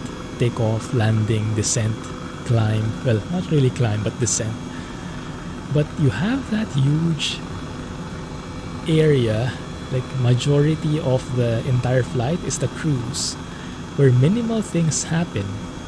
And I remember an argument about that. We were discussing about that in Discord at one point, years back I think. Rob, one of our patrons, he was asking about it because we were all into truck sims. We started off in truck sims. That's how the community started. And then I started becoming interested in flight sims. And I remember Rob asking, what's so interesting about flight sims? why would you spend hours and hours on a cruise doing nothing? Especially when you're on an airliner, right? It's on cruise, you're not really doing anything. Especially if your plane has auto throttles, has autopilot, and if you're not interacting with air traffic control, then you're literally doing nothing. You can do some checks, but there will be very limited things you can do. So that's quite a good argument for, well, that makes it like flight sims would not be as exciting if you were to focus on that. But then on the other side, all the other things aside from cruise, those are super exciting. All you have to do, even the flight planning, even before you get on the plane, it's super exciting already, planning everything. Making sure that you're headed the right way, you pick the right navigation points, the right arrival, departure, and all that stuff. Look at the weather. All the planning involved is so exciting already. But yeah, that cruise part is a good argument. It's like, what can you do to make that more exciting? And in this way, actually, at least from a pilot's point of view, the one flying point of view, going up and down like this, hugging the land, I mean, that removes altogether that cruise, that boring cruise phase, I would say. Because that adds so much excitement here, hugging the land and adjusting as the land adjusts. Amazing stuff. Hey Jay, 35 months, goodness. Thanks for dropping by. Appreciate the resub, man. Yeah, that's true. Automation makes things more boring from a simmer's point of view. Might make it more practical from a real life point of view though, alright? But yeah, for example, with airplanes, with airliners, for example, remove the autopilot, my goodness, it will be a very hard thing to do. That's why you need two pilots, even with autopilot on. Without autopilot, it will be a very hard stretch. It will be a very stressful time for the pilots. And if you only have one pilot doing all the aviating, and the navigating, and the communicating, oh my goodness, it will get very hard very fast. So for planes, definitely autopilot is a necessity for me. The bigger ones especially, with all the different complexities that involves. But yeah, for others, it might be more of a quality of life thing. Good morning. How are things, Jay? There, Jay. Hope you guys are staying safe. We've been hearing the news. All the best to you and your family and your friends. Stay safe, guys. It's great to hear. Oh my goodness, look at that road. That would be great to drive through in Pro Mods or ETS2. Anywhere in Truck Sim. How windy that is. Oh, we're close. I think we're close. Not 3 minutes close, so I think we'll have to extend a bit. But I think if we extend a bit, we'll actually make that as the finale. Meteora Valley. And I think there is the town of Meteora as well. So let's see if we can make our way there. Autopilots made planes safer. Very true. Yeah, true. Safer for cars too. Yeah, as long as the autopilot is developed enough, I would agree. Auto drive removes the human error factor. Oh goodness, Jay. So sorry to hear that. Condolences. My goodness. Hoping for the best, man. In my family as well, we have had those. This entire thing started off as a numbers game. Something you just look at the news, oh, the numbers are rising. And eventually, it becomes real. It gets closer and closer. And yes, even in my family, we've had a few losses. I've had an uncle who passed away because of it. other relatives have gotten the virus. Thankfully, they're safe. But yeah, not everyone is. It's hard times. Hang in there, man. We're here for distractions if you need it. Because I sure need it. Racer mentality. Yeah, very windy, right? Very nice. Thanks, man. Yeah. Yeah, my immediate family, my brother is okay. He mostly stays at home anyway, so they're pretty sheltered in there. But my other relatives, yeah, that's where the problems are happening, because normally you would go out. You would need to go out at one point or the other. And it's getting very tricky in there. Yeah, hang in there, guys. Yeah, there has been a post circulating in Facebook about this, but it's very true. Yeah, the same, like what I said, basically paraphrasing that. Starting from a numbers game, and when it starts hitting close to home, it's something else completely.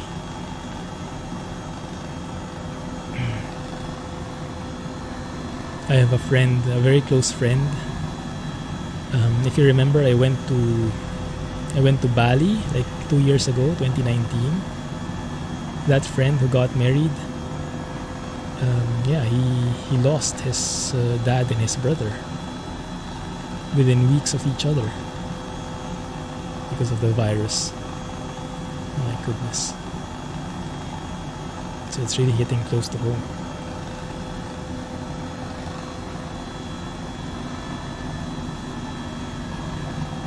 And recently he himself got sick, so we were all scared for him. But thankfully it wasn't the virus, it was just food poisoning. Not really just, but still better than contracting the virus itself. So at least some good news there. Yeah.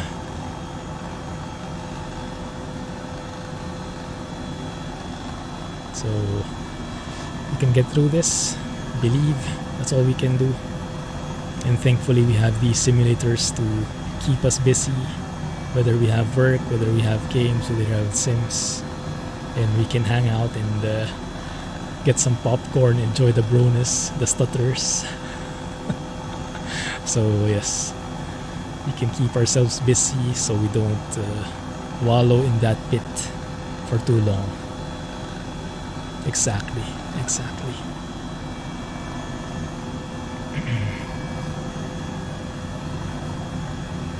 Greek roads are famous for hosting some great rally racing. Ah, yeah, makes sense.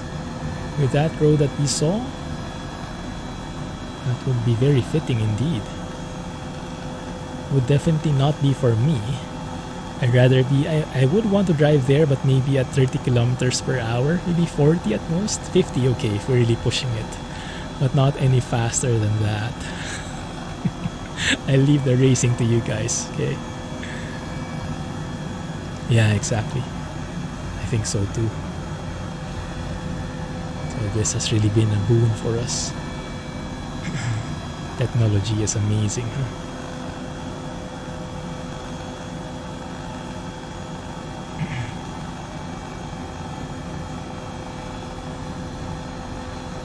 Sorry, just adjusting.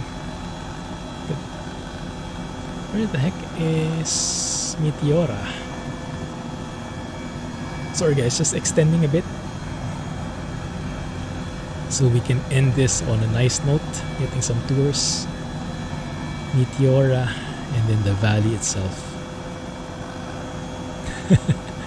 No, in those bends, we came through some very sharp bends, which I will not be comfortable driving at 80 kilometers. So for those bends, I will be driving at 30, 40, or maxing it out at 50 maybe. Handbrake turns, oh my goodness, please no. The only way I do that's in GTA. Would pay for that for sure. Oh my goodness.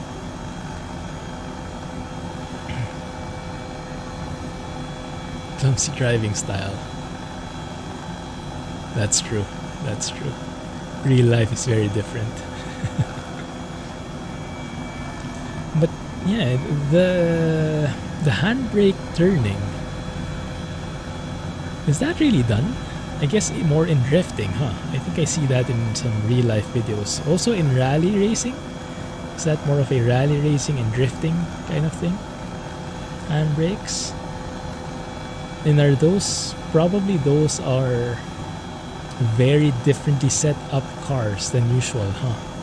Because I remember, I think it was Gran Turismo I was playing in PlayStation back then. That was as close as I could play to a simulation. And I think it was very accurate for its time. I tried to drift, and it wouldn't.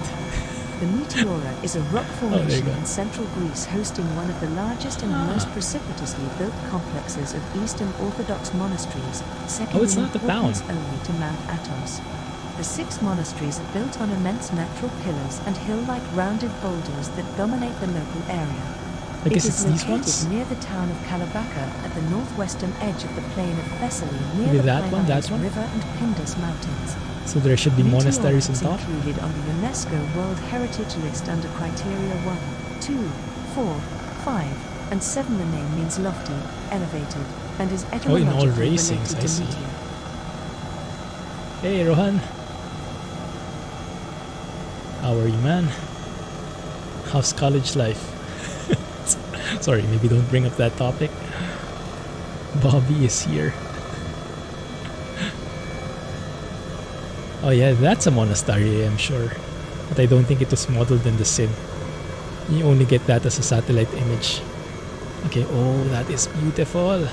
Okay, let's go straight to the valley before we end the stream. Outside view. Surely. Not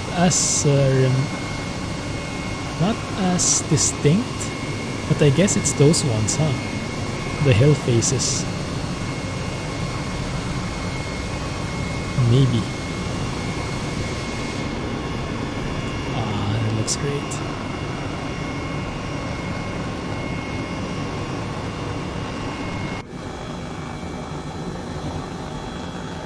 So let's go straight into the valley. If we hug the river here, that might be the valley already. Looking at my map. Oh, that's it already. Meteora Valley, yeah, that's it. Oh yeah, this one is different. Okay, this is it already. Apparently. That's a different waypoint I'm seeing. National Road 6. Different one altogether. Let me make a U-turn then. Greek National Road 6 is a national road in north-central Greece. It begins at the port of Igoumenitsa and ends at Volos, passing through the towns Ioannina, Metsovo, Trikina, and Larissa.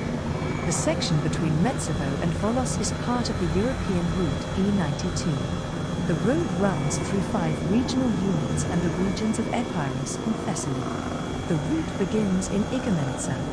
It passes north of Ioannina and its lake, near Parama.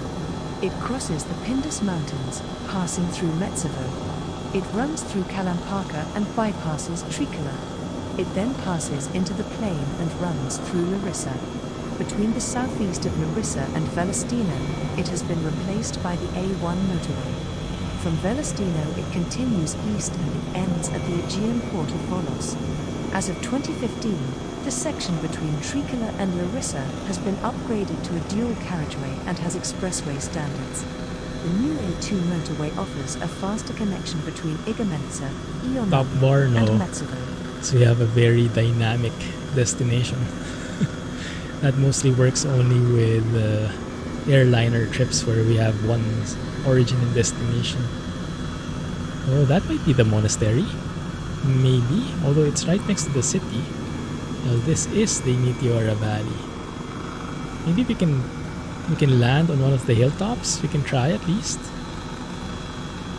Might be interesting.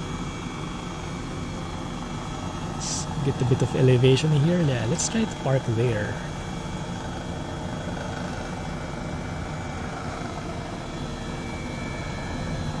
Get some altitude, lower the airspeed.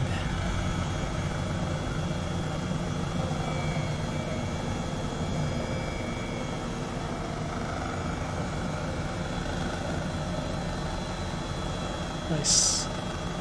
Let's make our turn.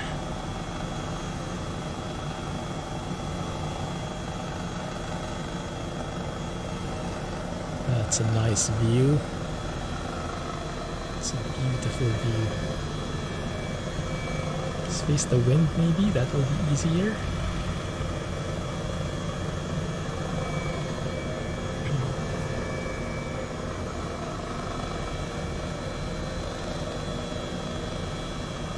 Let's see where we can park.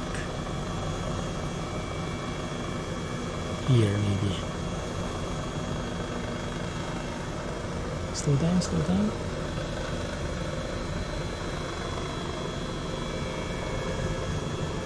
Oh, I'm falling. It's not as flat as I hoped. Let's move forward a bit. Oh my goodness. Let's see. Slow it down. Slow it down. Easy peasy. Easy peasy.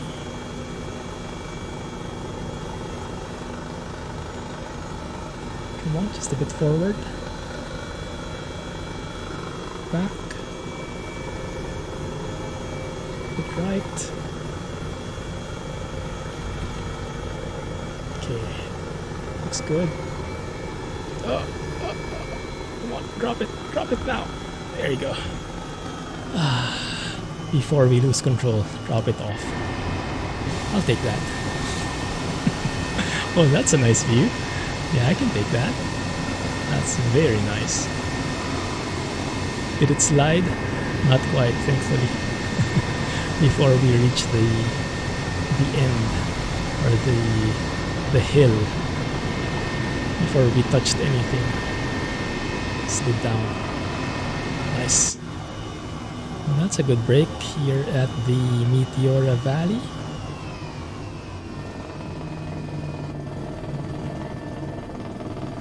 Oh, that's a nice sound.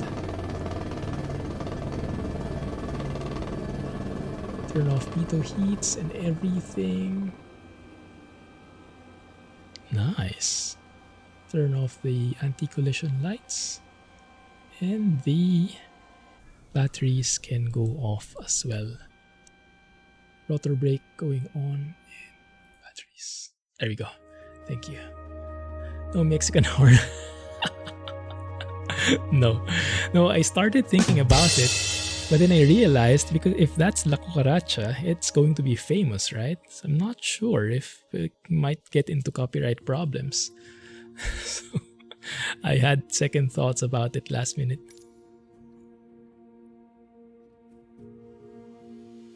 Thank you guys for hanging out. Appreciate the company. Enjoyed Greece, especially with the local tour guide from Bush Talk Radio and from you guys. Bro. Appreciate the company, bro. Have a good day, everybody. Have a good night. Hang in there. Let's enjoy the sims that we have. Bye. Have a great time. Exactly. And catch you guys on Friday. We'll see what comes up. Either W900 from John Ruda, HK, Highway Killer, or let's see. Maybe Z-Mod will come up with something. Thank you. Appreciate it. Have a good day, guys. Bye-bye. Clumsy flying. See you soon.